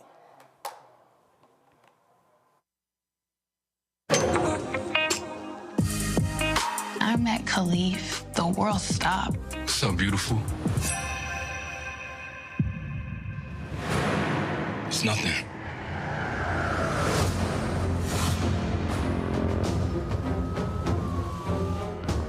We don't want you. We want Khalif. I don't know where he is. If you sign the plea deal, at most you'll serve 24 months. The defendant is to be committed for a term of 294 months. Kimba didn't handle, use, or sell drugs. She got caught up in the war on drugs. It's a fight they want, it's a fight they're gonna get. The president needs to release her now. I don't want this to be the end of my story. All right, folks, Kimba Smith joins us right now. Only reason I ran that trailer, that's for you, Kimba, because BET ain't never spent advertising on this show. So that was a freebie for them, and that was only because of you. And so BET, y'all see this segment, y'all ain't never spent a dime on this show, to let y'all know. So let's jump right into it. When you look at the clemency numbers of Biden, he's been there 3 years. His numbers have been shit. They have, and I want to thank you and happy Founders Day, brother. There's a little echo on this end. I don't know if it's on that end. It's not. Go ahead. Don't worry about it. We got it. Okay. Yeah, he could definitely do better. I'm frustrated in the fact that I have a friend and her character is actually in my movie. Her name is Michelle West, and so she's been in prison for over 32 years, and I know that her application's been in on the pardon attorney's office for 4 years now, and she didn't get a response during President Obama's administration, President Trump's administration, and she's someone who I was incarcerated with. So part of the impact campaign that's been launched along with the film is urging President Biden to commute her sentence along with other women's sentences, because there are a lot of women who are incarcerated who have experienced trauma, like myself and my story, where I was involved in a relationship where there was domestic violence. And so I hope that President Biden will take cases like Michelle West in consideration and other women. You know, and when you look at this, I mean, the folks that you talked about, I said last night, you got Marilyn Mosby. Others have been advocating for her. Former Congressman Jesse Jackson Jr., his former wife, Sandy Jackson. And again, you have the power of clemency. He was the vice president under Obama, and when you look at Obama's numbers, it doesn't get talked about a lot, but Obama set a real standard for how a president can maximize the pardon clemency power. Yeah, not only that, so President Obama commuted over 1,700 sentences. And President Trump, he touted the historic criminal justice legislation of the First Step Act. I don't understand why we're waiting up until this 11th hour to do these mass commutations, clemencies. And I know people that I work with in this criminal justice community, we're like, okay, when is it going to happen? And so when he did pardon his son, Hunter Biden, obviously, we all in this community understand why he would do that. I mean, my parents, they told me to tell you hello, brother, but any parent can understand that situation. But when you have so many individuals that have filed clemency petitions, and I don't talk about myself that often, but I actually have a pardon petition in as well. So it was just disappointing to know that that was the only thing he did, after the Thanksgiving holiday. And so I'm just anticipating and hoping that the floodgates will open. And it seems like it's a safe thing to do. And, politics is rubbing me the wrong way right now. Right. But it's like, why would you even, I give credit to President Clinton for commuting my sentence, but I also, in my growth and maturity in this work, I realized that President Clinton and Biden signed the crime bill that caused the influx of Black and brown people in prisons across the country. And so it would only seem right that this is something that our party should have thought of in advance of the 11th hour. Maybe it could have helped the presidential campaign. But I just know that, I heard some of a previous segment, and, I can't tell you with the impact campaign and going across the country to colleges and schools, how many young people have told me that their parent, their mother, their father, their brother, their uncle was incarcerated. And so I do think that criminal justice is a field, especially when it's one thing if you don't care about the person who committed the crime.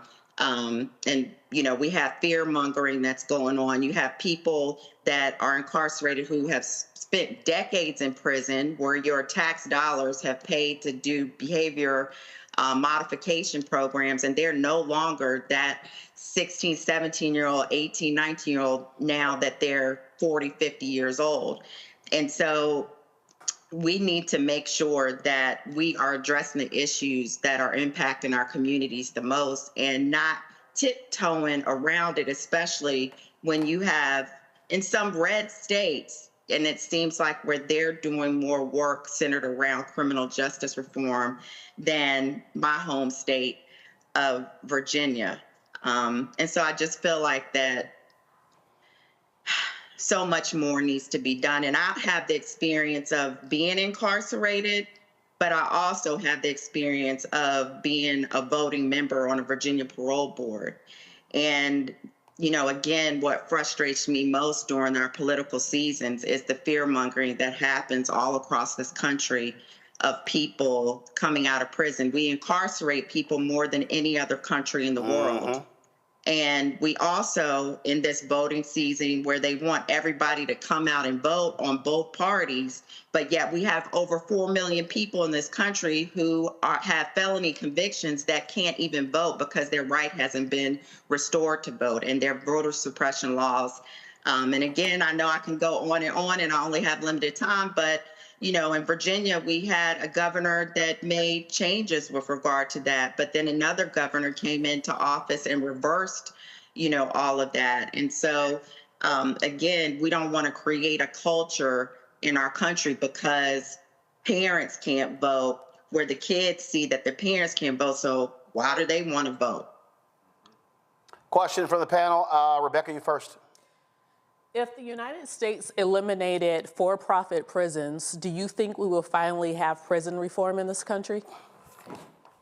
I mean, obviously, that's a big topic as far as the for-profit industry. I mean, we know the prison industrial complex is capitalistic in nature, but I do think that there are a whole lot of other factors that need to be taken into consideration as well, with regard to the Black codes. We know the origination of some of these policies that have targeted Black and brown people, with regard to the war on drugs. I mean, that initiated from University of Maryland basketball player Lynn Bias, who OD'd on the basketball court, and congressional members wanted to do something swift right away without doing any type of research of how the impact of crack versus powder cocaine sentencing would have on our Black and brown communities.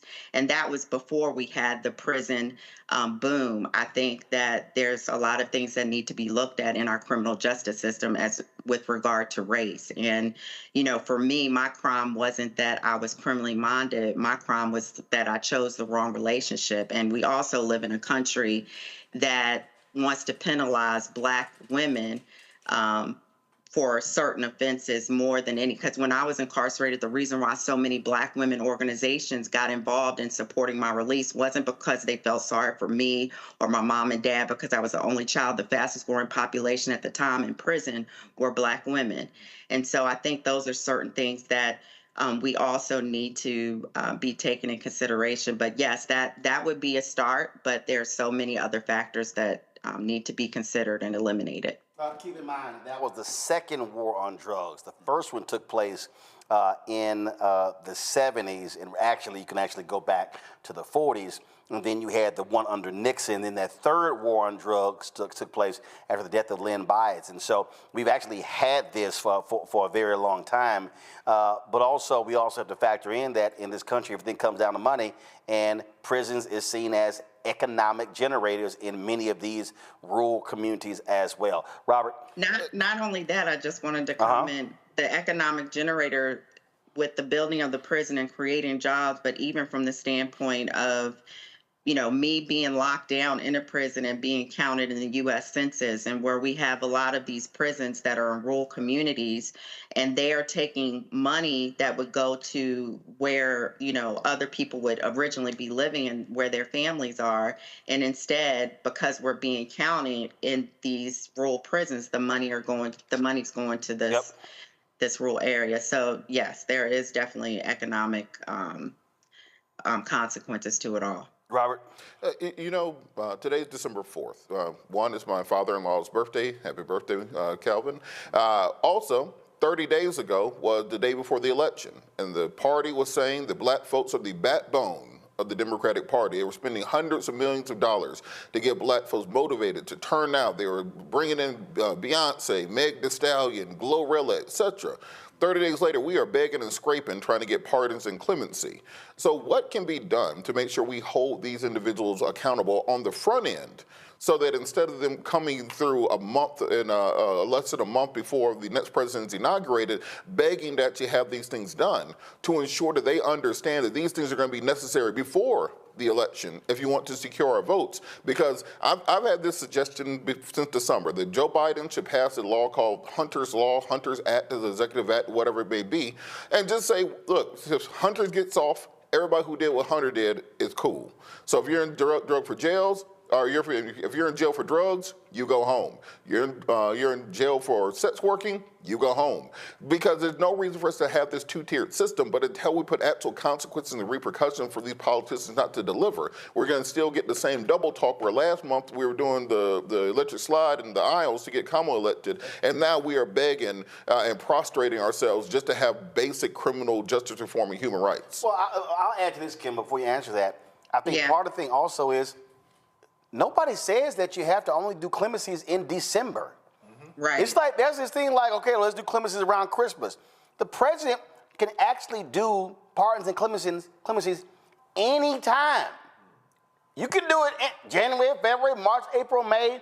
That's sort of this thing. So let's wait till Thanksgiving and Christmas to talk about pardons and clemency. And actually, Liz Oyer, who's head of the Pardon Attorney's Office, I mean, she basically and her office were encouraging people to apply for clemencies way before now. And I can remember when I received my clemency, it was just before Christmas, December 22nd. But there were a batch of clemencies that were done like that summer in July. And I can remember my Congressman Bobby Scott, he was, trying to push LDF to get my stuff in, before July, but it just wasn't able to, you weren't able to do it. But to answer your question, I think that we as a community, honestly, with this criminal justice reform movement, typically over the years, I've seen it change some, but the majority of the groups and organizations that you would see fighting for these criminal justice issues didn't look like you and me. But yet we're the ones that are being disproportionately impacted in our system. And so I'm grateful for Congressman Scott, but ultimately we need to be holding elected officials accountable that are holding these seats and let them know the changes that we want to see with regard to clemency and pardons. Again, I just mentioned Congressman Scott was, my advocate, and we need to make sure that there are other congressional members, that there are organizations that come together to push some of these people to want to do the right thing as it revolves around criminal justice. But I'm frustrated because we are, again, at this 11th hour, and, there are people that are, getting lists to be able to give to, White House counsel or different people that they know within the administration. And, I had big organizations that were, supporting me. Alice Johnson had Kim Kardashian. There are so many of our people that don't have national organizations, don't have congressional members. And so there really needs to be a legitimate process. It used to be a parole board for the federal Bureau of Prisons, for the federal government, but that's no longer in existence. And then the other question is, why do we have a system that's set up where the pardon attorney's office is within the Department of Justice, and basically some of the same people that wanted to give us these harsh sentences and keep us in prison are the same people that are dealing with these pardon applications. So there's a lot of restructuring that I think that needs to happen, and there also needs to be the staffing to be able to handle looking at these opportunities, because I'm sure the pardon attorney's office has been overworked. But I do hope that our administration is comfortable in doing these mass commutations. As long as there's no threat to public safety, I feel like that our administration should just go for it. Greg? Thank you, Roland, and thank you, Sis Kim. It's hard to believe that it's been almost 30 years since you were on the cover of George Curry and Emerge magazines. I still have my copy. You in your high school graduation attire, Kimba's story, and never forget that. And of course, Elaine Jones, as you said, with the Legal Defense Fund, writing in the beginning of that issue about the dilemma that you faced. Earlier, you said you were hopeful, and then you just kind of reiterated it a moment ago in response to Robert's question. We know that Biden could do a lot of things. I mean, sure, Marilyn Mosby, as far as I'm concerned, he should do something. He should pardon Marcus Garvey and have Kamala Harris, whose daddy's from Jamaica, make the damn statement if he wants to drive these white boys wild. But in reading through your work with the Drug Policy Alliance and just reading over your website, when you ask at the end of one of your fact sheets, beyond the review of how marijuana is scheduled under the CSA, what other actions can the Biden administration take to end criminalization and its harms? And of course, at this point, we're at the 11th hour, as you say. Why did you say you were hopeful? Some people are maybe, and I'm one of the people who am hopeful that perhaps this Hunter Biden announcement, and I like the way you framed that, Robert, maybe that is the thing that will draw all the attention, and then maybe what is lined up is this kind of wave of pardons. Are you hearing anything? Is this hope coming from just years of experience and maybe hopeful, or are you just saying this is a shot in the dark? I mean, why did you say you were hopeful? I said that I'm hopeful because I was incarcerated when Clinton was about to go out of office. And I can remember the anxiety that I had. And I have been advocating for my friend Michelle West ever since I stepped foot on the ground coming out of prison. And so I can't sit here and lose hope and think that this administration isn't going to do the right thing. And I don't know that if they're going to commute Michelle West's sentence, but sitting and thinking about what my parents went through, I'm not going to sit here and say that I don't think they're going to do anything. I don't have that luxury. Yes, ma'am. And so there's some people that, do their reporting.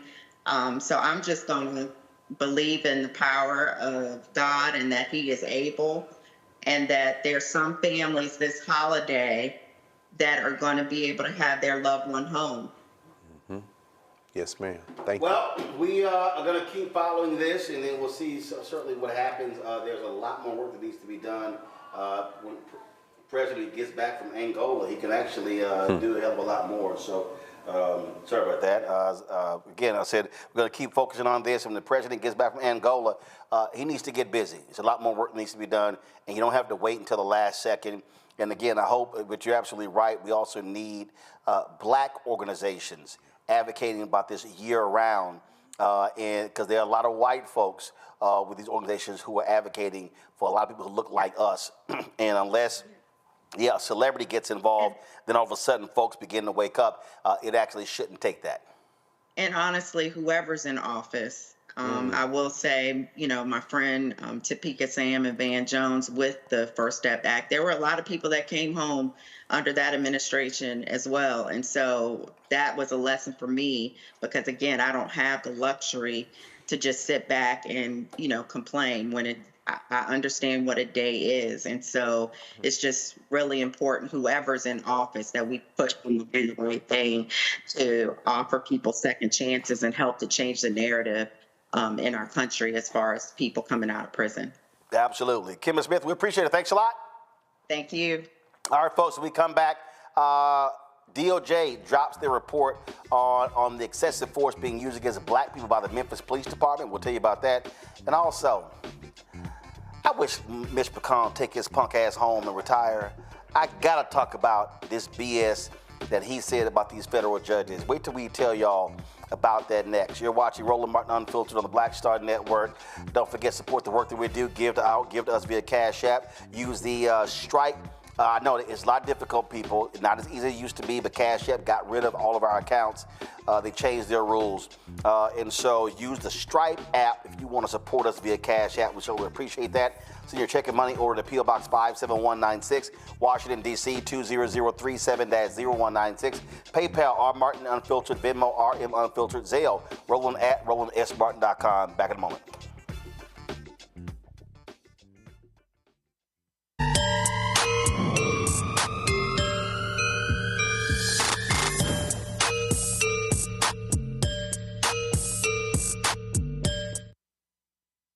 Hi, I'm Isaac Hayes III, founder and CEO of Fanbase. Fanbase is a free-to-download, free-to-use, next-generation social media platform that allows anyone to have followers and subscribers on the same page. Fanbase was built through investment dollars from equity crowdfunding from the Jobs Act. People just like you helped build Fanbase, and we're looking for more people to help build Fanbase. We are currently raising $17 million in a Regulation A crowdfund on Start Engine.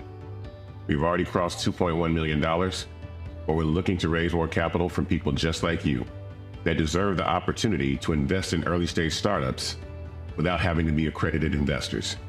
So right now, I'd like you to go to startengine.com/fanbase and invest. The minimum to invest is $399. That gets you 60 shares of stock in Fanbase right now, today. And then use Fanbase to connect with friends, grow your audience, and be you without limits.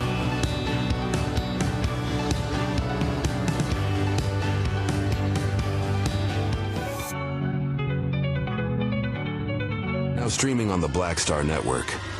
I had been trying to get a record deal for a long time. You know, when I finally got signed to the Motown record label in 2003, I was 34, 35 years old.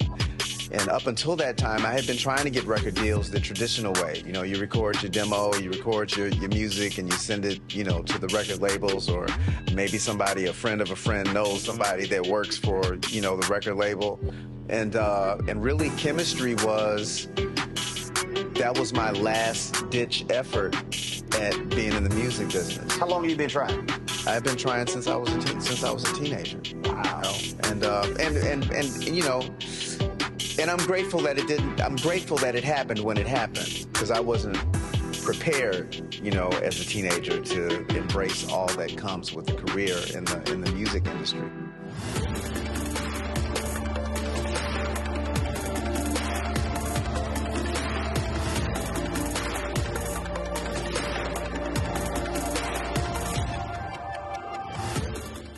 Hello, I'm Tim Reed.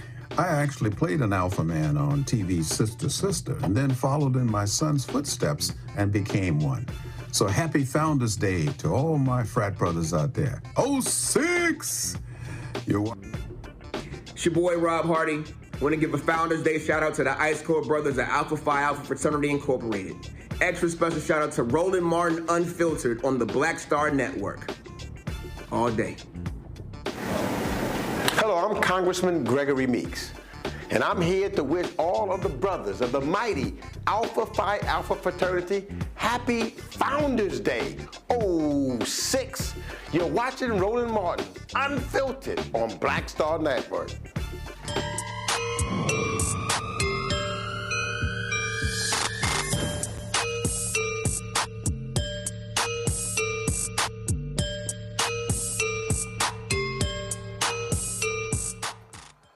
All right, folks, in breaking news, the Department of Justice very late dropped their report into the patterns and practices of the Memphis Police Department.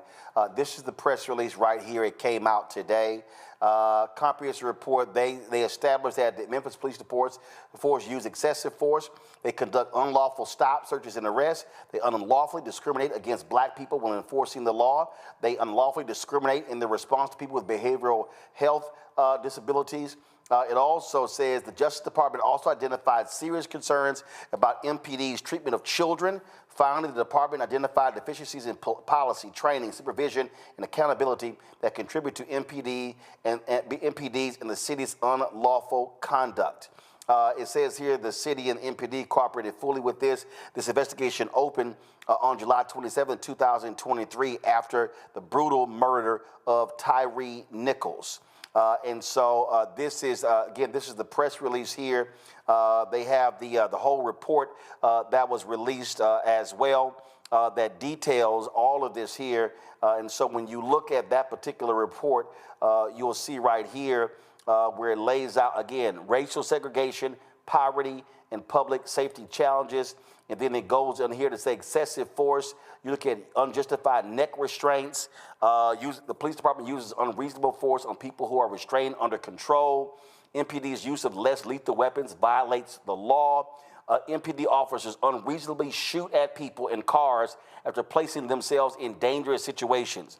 MPD's deficient policies and training contribute to excessive force.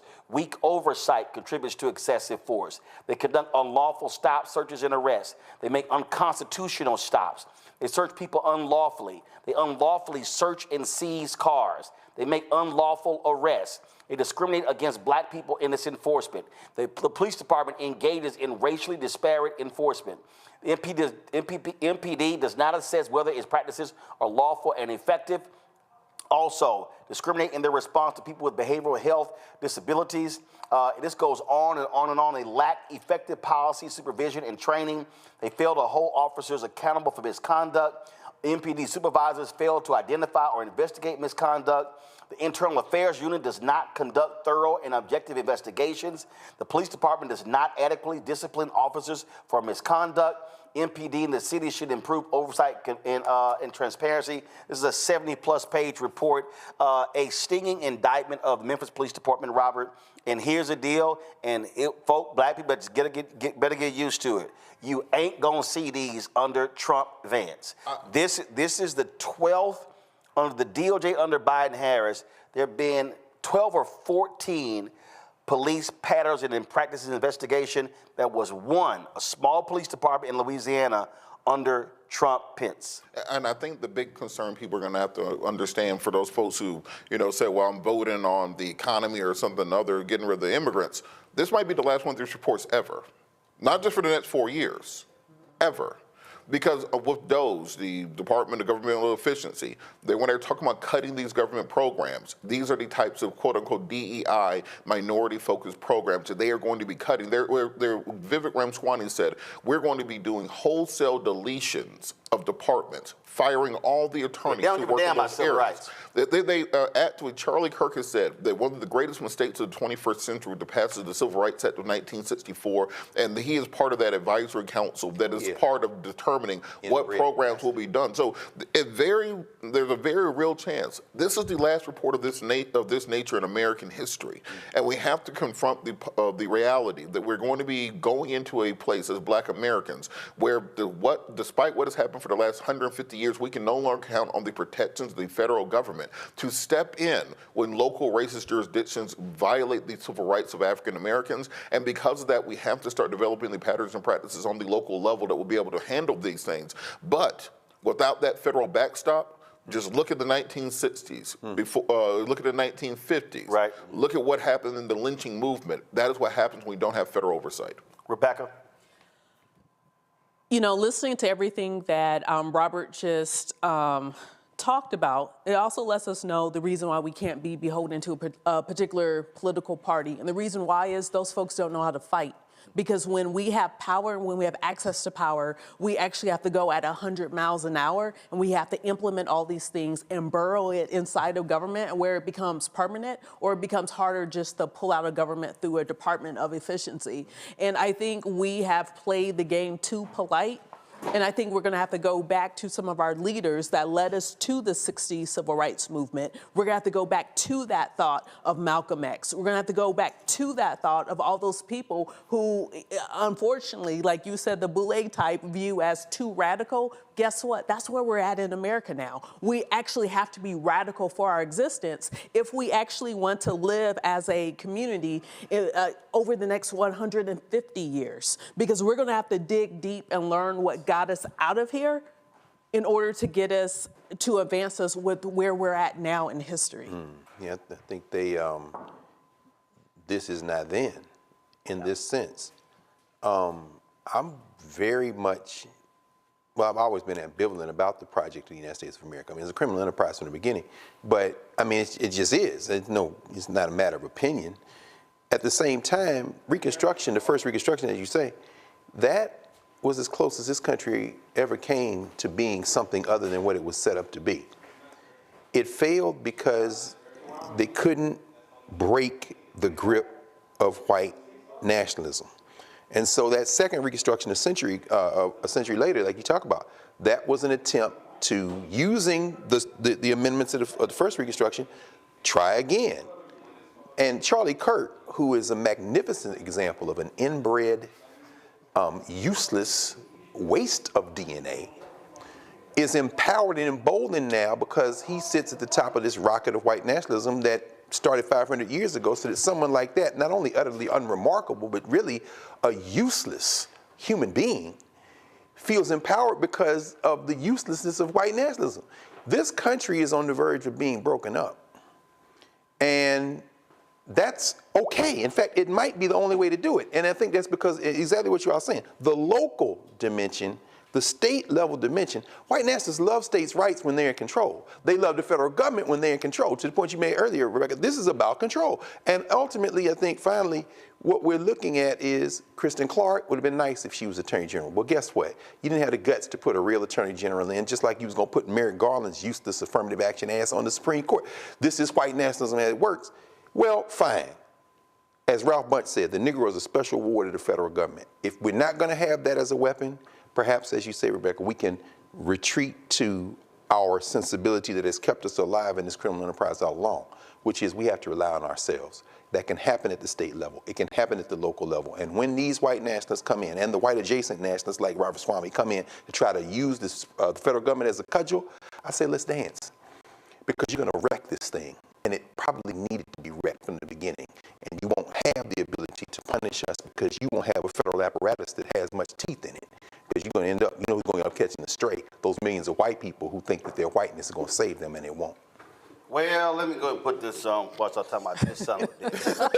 So, if y'all want to see some stupidity, Senate GOP leader, actually he's a minority leader, Mitch McConnell, he's not happy about 2 federal judges reversing their announced retirements after Trump won.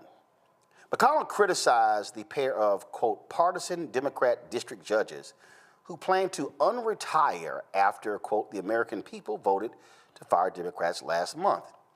Listen to this SOB. Just before Thanksgiving, the Senate reached a deal on judicial nominees. Republicans would forego our available procedural roadblocks on the remaining nominations to district courts, which have the votes to be confirmed. In exchange, the Democratic leader wouldn't bring any of the remaining nominations to circuit courts to the floor because they don't have the votes to be confirmed. As a result, President Biden is getting around a dozen more district judges, and the next president will get 4 more circuits to fill. At least, I expect he will. We've already seen 2 partisan Democrat district judges, quote, unretire, end quote, after the American people voted to fire Democrats last month. This is noteworthy. Looking to our history, only 2 judges have ever unretired after a presidential election. 1 Democrat in 2004 and 1 Republican in 2009. But now, in just a matter of weeks, Democrats have already met that all-time record. It's hard to conclude that this is anything other than open partisanship. They roll the dice that a Democrat could replace them, and now he won't. They're changing their plans to keep a Republican from doing it. It's a brazen admission, and the incoming administration would be wise to explore all available recusal options with these judges, because it's clear now that they have a political finger on the scale. This sort of partisan behavior undermines the integrity of the judiciary. It exposes bold Democrat blue where there should only be black robes.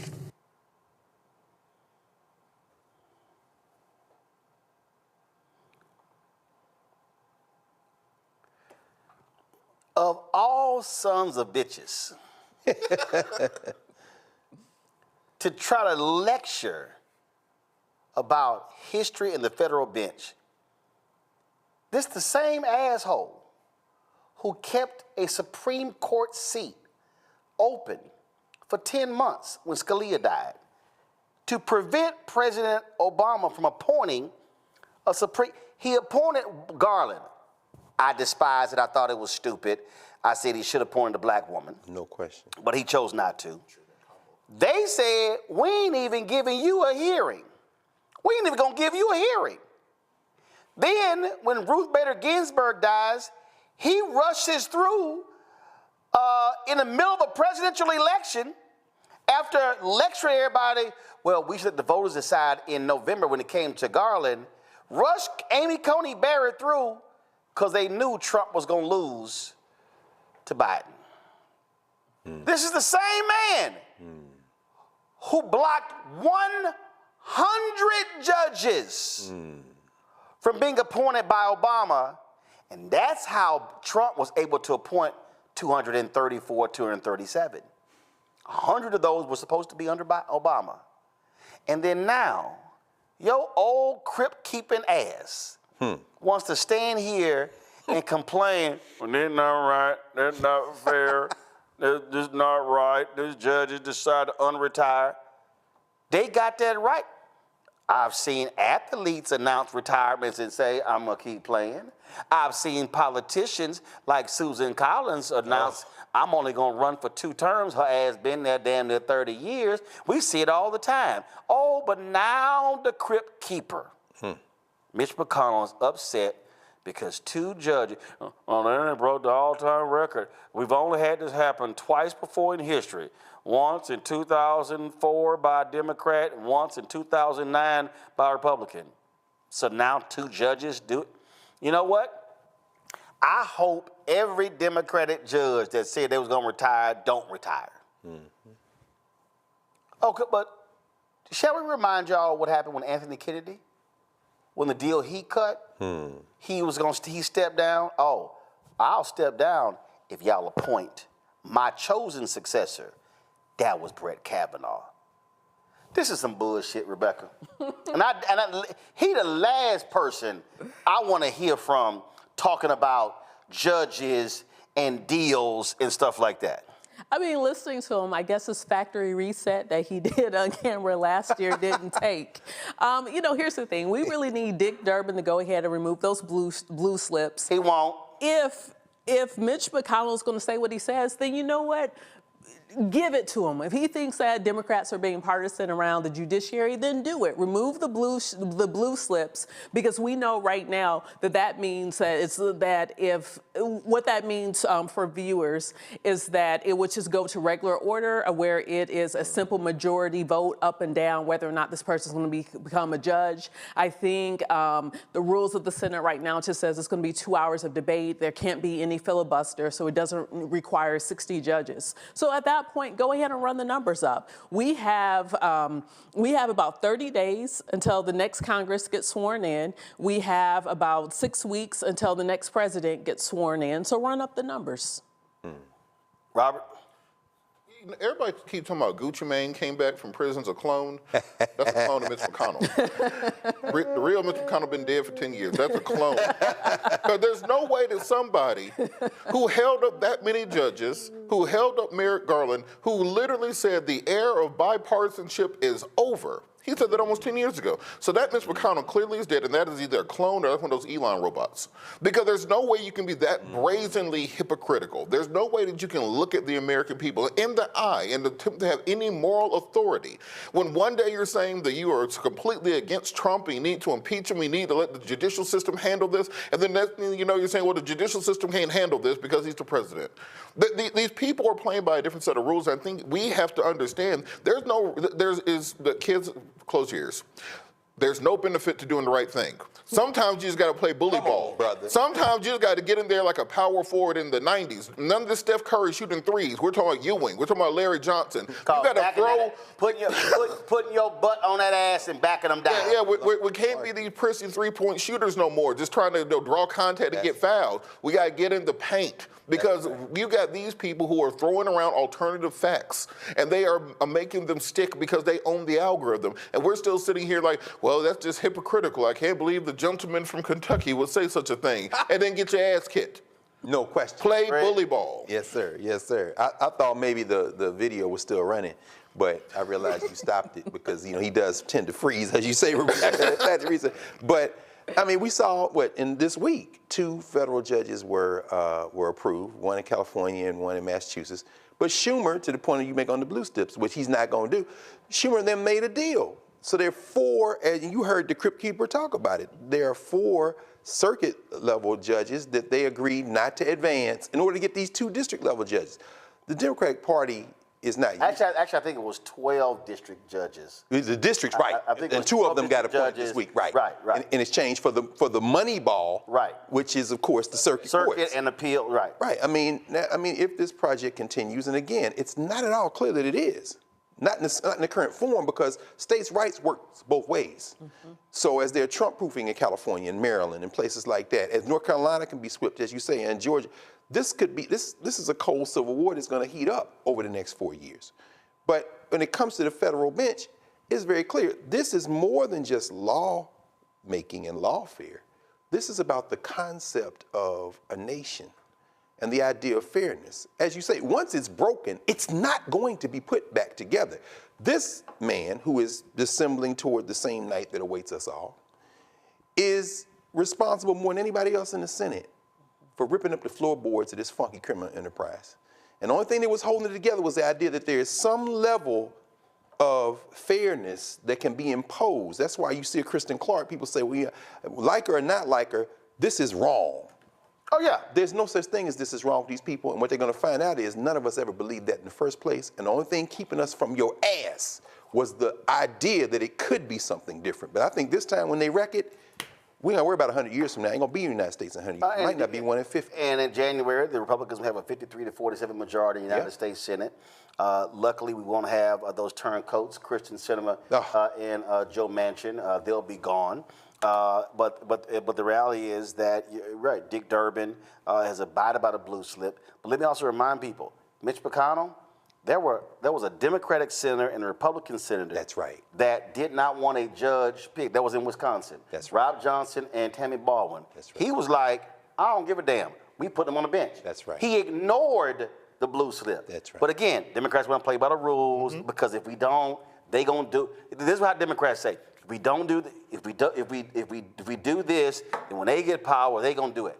They've already shown you they're going to do it. Right. They've already shown you they're going to do it. This is the only way I can describe it. That the Democratic Party seems to be that kid who's in the library, they're reading, they're working hard, they're doing, playing by all the rules. And then you look on Instagram, and your cousin who I thought is over in Dubai on a jet ski. Yikes. I'm talking about twerking. I mean, they're having a good time, having a hot girl summer. So what do you want to do? You want to keep working hard and losing? Or do you want to do what the winning team is doing and actually throw some elbows and win? Well, this moral high ground ain't getting us nowhere. Well, that's why I could not help but laugh when Charlemagne was on The View today, and they were talking about, he felt that, well, Democrats, you're going to be able to have the moral high ground, why did Biden do this? And I was sitting here like, I'm sorry, we literally have somebody right now who will lie to our face. Right. Donald Trump, literally. Donald Trump, exactly. Right. Exactly. Donald Trump lies too. Donald Trump literally sat there. I don't know nothing about Project 2025. I ain't the point. I don't want to know about it. And all these media people like, well, see, he said he didn't know anything about it. And what did he do? He appointed everybody in Project 2025 to his administration.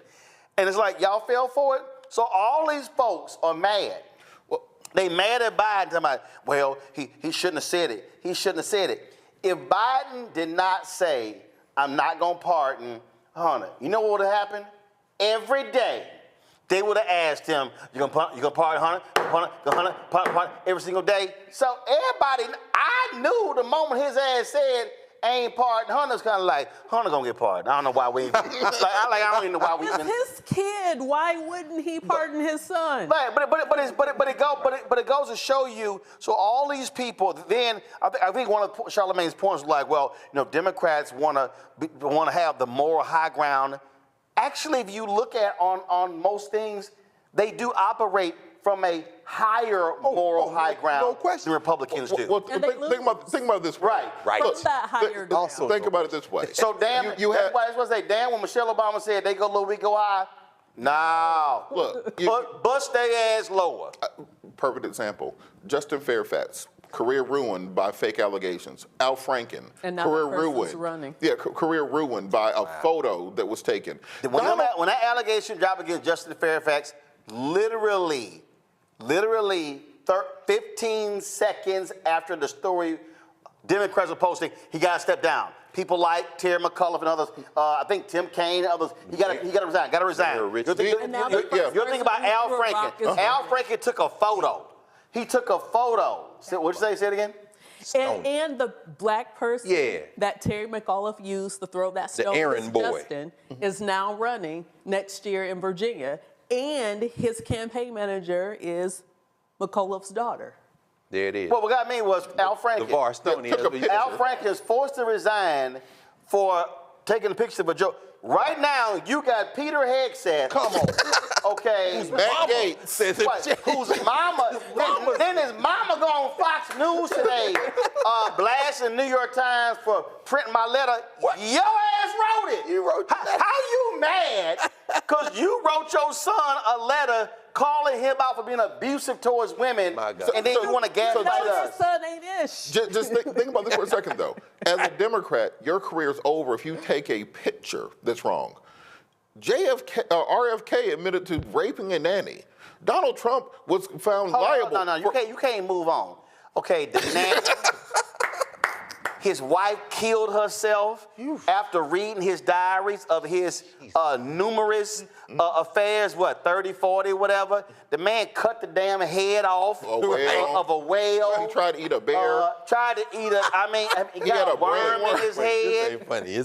Donald Trump over here, I cracked up with that Indian dumbass Scott Jennings. Matter of fact, I just saw the video. Scott Jennings on CNN. Well, it was just, it wasn't called for them for the New York Times to report a private letter. And then the Smart responded, but y'all had Hunter Biden's junk on billboards. So it's like they sitting here like, this isn't right. This is. Peter Navarro. Come on, man. Peter Navarro left prison, went to the RNC the next day after he left prison, and is now in the cabinet.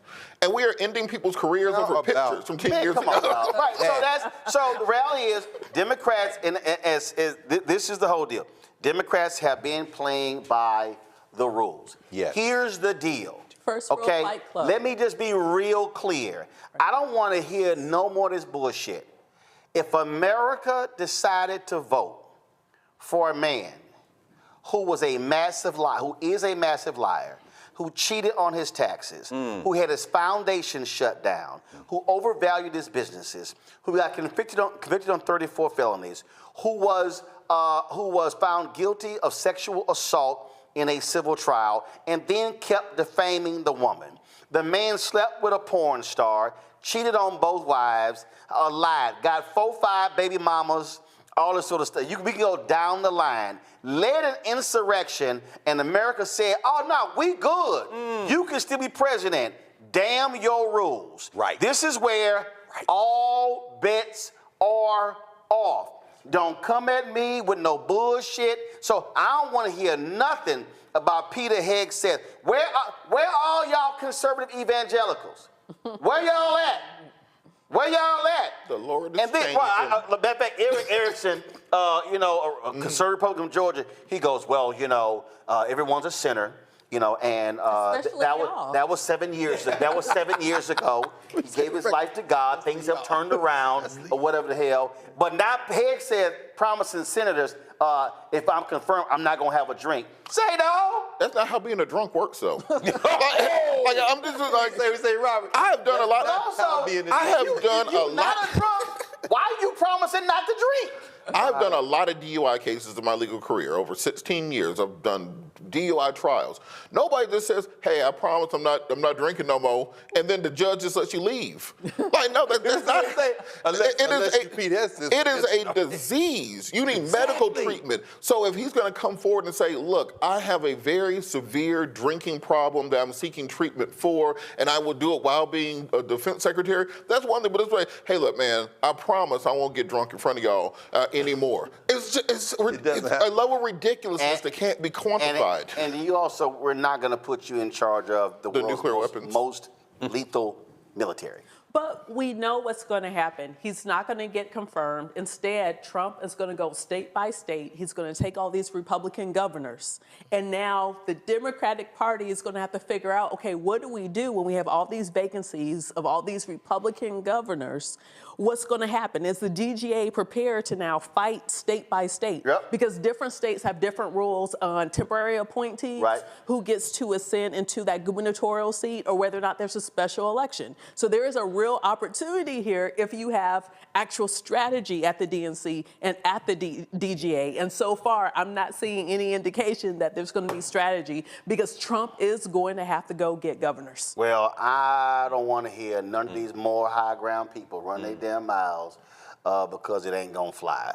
Jeffrey Toobin is on. Oh, yeah, he didn't sit his on the ass op-ed down. page of the New York Times saying that Biden just disgraced the office by pardoning his son. This is the same Jeffrey Tubin. Have y'all lost y'all dick? Really, Jeffrey Tubin? Brother, can you look? Really, look, Jeffrey Tubin? This is why you have to have Jeffrey this. Tubin, who was masturbating on a Zoom. Disgracing the, are you serious? Look, that's why, and God knows I still Like the boy wasn't even smart enough to click stop camera. I mean, come on. But I mean, he was waiting the whole time they were talking. Man, I can't wait for this thing to be over. Wait, and he wasn't even smart enough to do this here. Whoa! Boy. Let me tell y'all, there's a camera on the iPad. If you do this, they can't see. They can't see. No, but right, so we ain't listen to your ass. Nobody. But this we got this platform, man. I mean, you can't listen to none of these people. But here's the problem with the whole moral high ground argument. For those who understand tactical war, the high ground is supposed to be the strategic place that you go, and no one's supposed to lose when you're up on the high ground. So all this moral high ground, it's a fake high ground. It's not really a high ground. Right. It is what white supremacy tells us in this country what polite society should do. And so you should toe the line. You should not ruffle feathers. It's not an actual morality in the moral high ground that we're here. Well, and it's also driven by media. And just like the media will sit here and badger Vice President Kamala Harris about why will she appoint a Republican to her cabinet. But you don't hear. I'm sorry. Have you heard any of them badger Trump about how he needs to appoint? Can't even get jobs. He can't even do Byron Donald? And I gotta find a clip for y'all. This is the last thing, really, because I'm really about to go. If y'all want to see something that's just so stupid, so David Frum apparently was on MSNBC, and he made a comment. About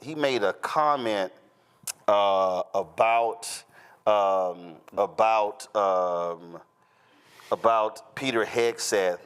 And y'all, if y'all want to see a case of kissing a lot of ass, Lord have mercy, Mika and Joe.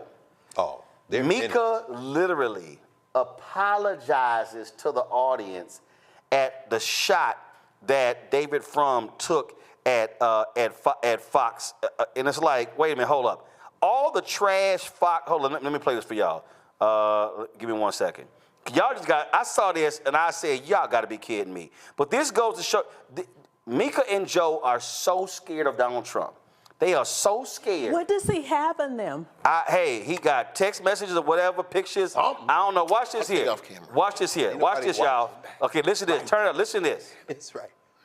David, I'll start with you on this. What's your sense of where the Hegseth pick is headed here?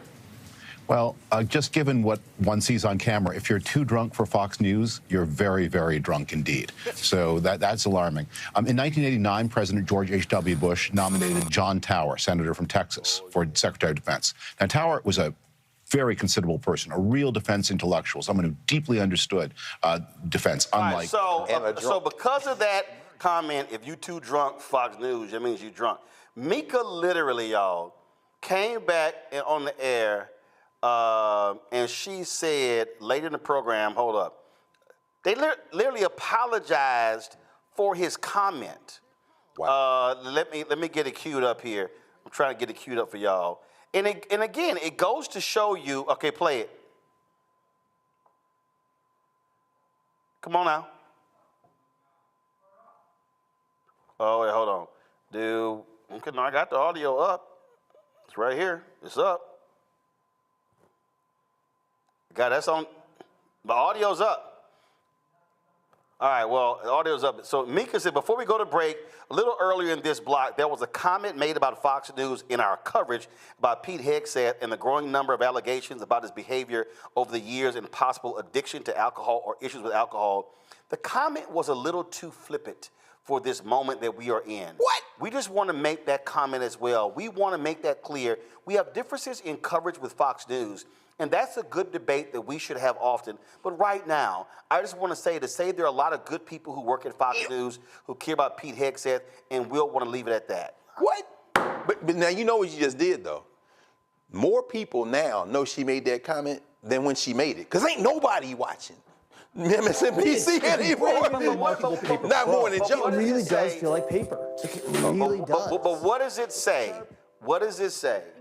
that you gonna apologize for Fox News, dog y'all all day. No, that's what you said. Aired an entire segment on MSNBC supporting chemical castration for children and being part of this cabal that wants to mutilate the genitals of teens, but saying that somebody who says that they're going to stop drinking is drinking too much apparently has crossed the line. And doing it with the Republicans, because John Tower was all those things and a stone cold drunk, which is why he couldn't be convicted. Why his own colleagues said, "Now play it." Exactly. Rebecca, go ahead. Exactly. This is why you need to support the Black Star Network. No question. Because over the next 4 years, if you actually want quality information, and yes, we offer color commentary, but if you want people who are actually talking about issues that impact you, impact your real life, then you're going to have to tune in to those platforms that's delivering that information. What's unfortunate, we're seeing a lot of the corporate media, unfortunately, we're seeing that they're already showing, just like some of the corporations are backing down from diversity, equity, and inclusion, they're all falling down on the knee and they're getting ready to kiss the ring. And so you have to understand, as you're getting information over the next 4 years, you're going to have to use a lot of critical thinking and also making sure that you're qualifying where you're getting your information. Let me be real clear, y'all. I just want to be as clear as I possibly can. We ain't kissing no Trump MAGA ass. Come on now. We ain't kissing no ring. We ain't bowing down to nobody. I told y'all what happened when he had a meeting with the TV anchors and I was invited to it. And they invited me to 3 of them. I made 2 of them. Biden people never invited me to 1. Just saying. So Trump walks in. Normally when the president, I don't call him the president walks in, everybody stands up, they move to him. Everybody moved to him. I like that Simpsons meme. I fell backwards. So I was standing there, and I was sitting there going, I was like, well, I ain't going to call his ass Mr. President, because he ain't got no respect for the office, so I can't call him President Trump. Not going to happen. Then I was like, I can't call his ass Mr. Trump. So I'm like, damn, what I'm going to say when he... So he's shaking everybody's hand, and he get to me, he stick his hand out. Hi, good to see you. Good to see you. I went, hi. Damn. That was it. You didn't even touch him. That was it. I wasn't about to sit here and call him by no title because he didn't have any respect for the office, so I'm not going to call you by the title of the office. I'm not going to do it. So, yeah, unlike Joe and Mika and Morning Joe, we ain't kissing no Trump ass. I ain't going to Mar-a-Lago. We ain't sitting down. He going to be talking to Kristen Welker. We already know how that interview is going to go. He's going to run over her like a freight train. No question. But just as Rebecca said, if y'all want honest conversation about the truth, about what these yahoos are going to do 2 blocks from us, I'm telling you right now, when they come in here with their carnage, somebody has to speak truth about what they are doing, and that's going to be us. And we ain't going to apologize for it, and we ain't going to bow down to nobody, we ain't kissing nobody, but it's not going to happen because you have to call out evil when you confront evil. That sign back there, what is it? It's by Ida B. Wells Barnett. It's right there. And this is her famous quote where she said, the way to right wrongs is to shine the light of truth upon them. And that's what we're going to do. We're going to shine that light. It's going to be black and it's going to be real bright. And we're going to sit here and hit them with the light because it's going to be a whole lot of darkness under these evil people come 12:01 p.m. on January 20th. And y'all already know, on that day, we ain't streaming a damn thing dealing with the inauguration. That's going to be MLK Day. And that's what we're going to be talking about. All right. Just letting y'all know. Robert, Rebecca, Greg, I appreciate it. Happy Founders Day to all the alphas who contribute to us. Thanks a bunch as well. Support the work that we do. Join our Bring the Funk fan club. If y'all want the truth, that's all you're going to get right here. The truth, nothing but the truth. So help us, God. So give to us via Cash App. You can use the Stripe app because the Cash App changed their rules. So here's the QR code right here. You can see your check and money order, P.O. Box 57196, Washington, D.C., 20037-0196. PayPal, R. Martin Unfiltered. Venmo's RM Unfiltered. Zelle, Roland at RolandSMartin.com. Roland at RolandMartinUnfiltered.com. Download the Black Star Network app, Apple phone, Android phone, Apple TV, Android TV, Roku, Amazon Fire TV, Xbox One, Samsung Smart TV. Be sure to get my book, White Fear, How the Browning of America is Making White Folks Lose Their Minds, available at bookstores nationwide. Get the audio version from Audible. Yes, that's me reading it. And be sure to get our new merchandise, the shirt, Don't blame me. I voted for the black woman. Order at blackstarnetwork.com, RolandMartinUnfiltered.com, or RolandMartin.creator-spring.com. Folks, that's it. I will see y'all tomorrow from Oakland, California, the Bay Area. I'm headed there to speak at Frankie Beverly's Private Memorial Service on Friday. So we'll be broadcasting tomorrow from Oakland. To all alphas, happy Founders Day. Holla! A 1986 initiate of the Zeta Pi chapter of Alpha Phi Alpha fraternity at the University of Georgia, wishing all of my fraternity brothers a happy Founders Day. And you are watching Roland Martin Unfiltered on the Black Star Network. What's going on? This is R&B singer Joshua Showtime Williams, and I just want to wish all of my brothers of Alpha Phi Alpha a happy Founders Day. You are watching Roland Martin Unfiltered on the Black Star Network. Peace. Yo, it's December 4th. You know what that means. That means happy Founders Day to the good brothers of the one and only, the ice cold, the first and the best Alpha Phi Alpha Fraternity Incorporated. My name is Will Packer. I represent that number 6. Osirian Line, Spring 9 Trade, Bloody Beta, New Florida A&M University. Keep it locked right where you at, because you are watching the one and only Roland Martin Unfiltered on the Black Star Network. 06, bro. Happy anniversary, bruh.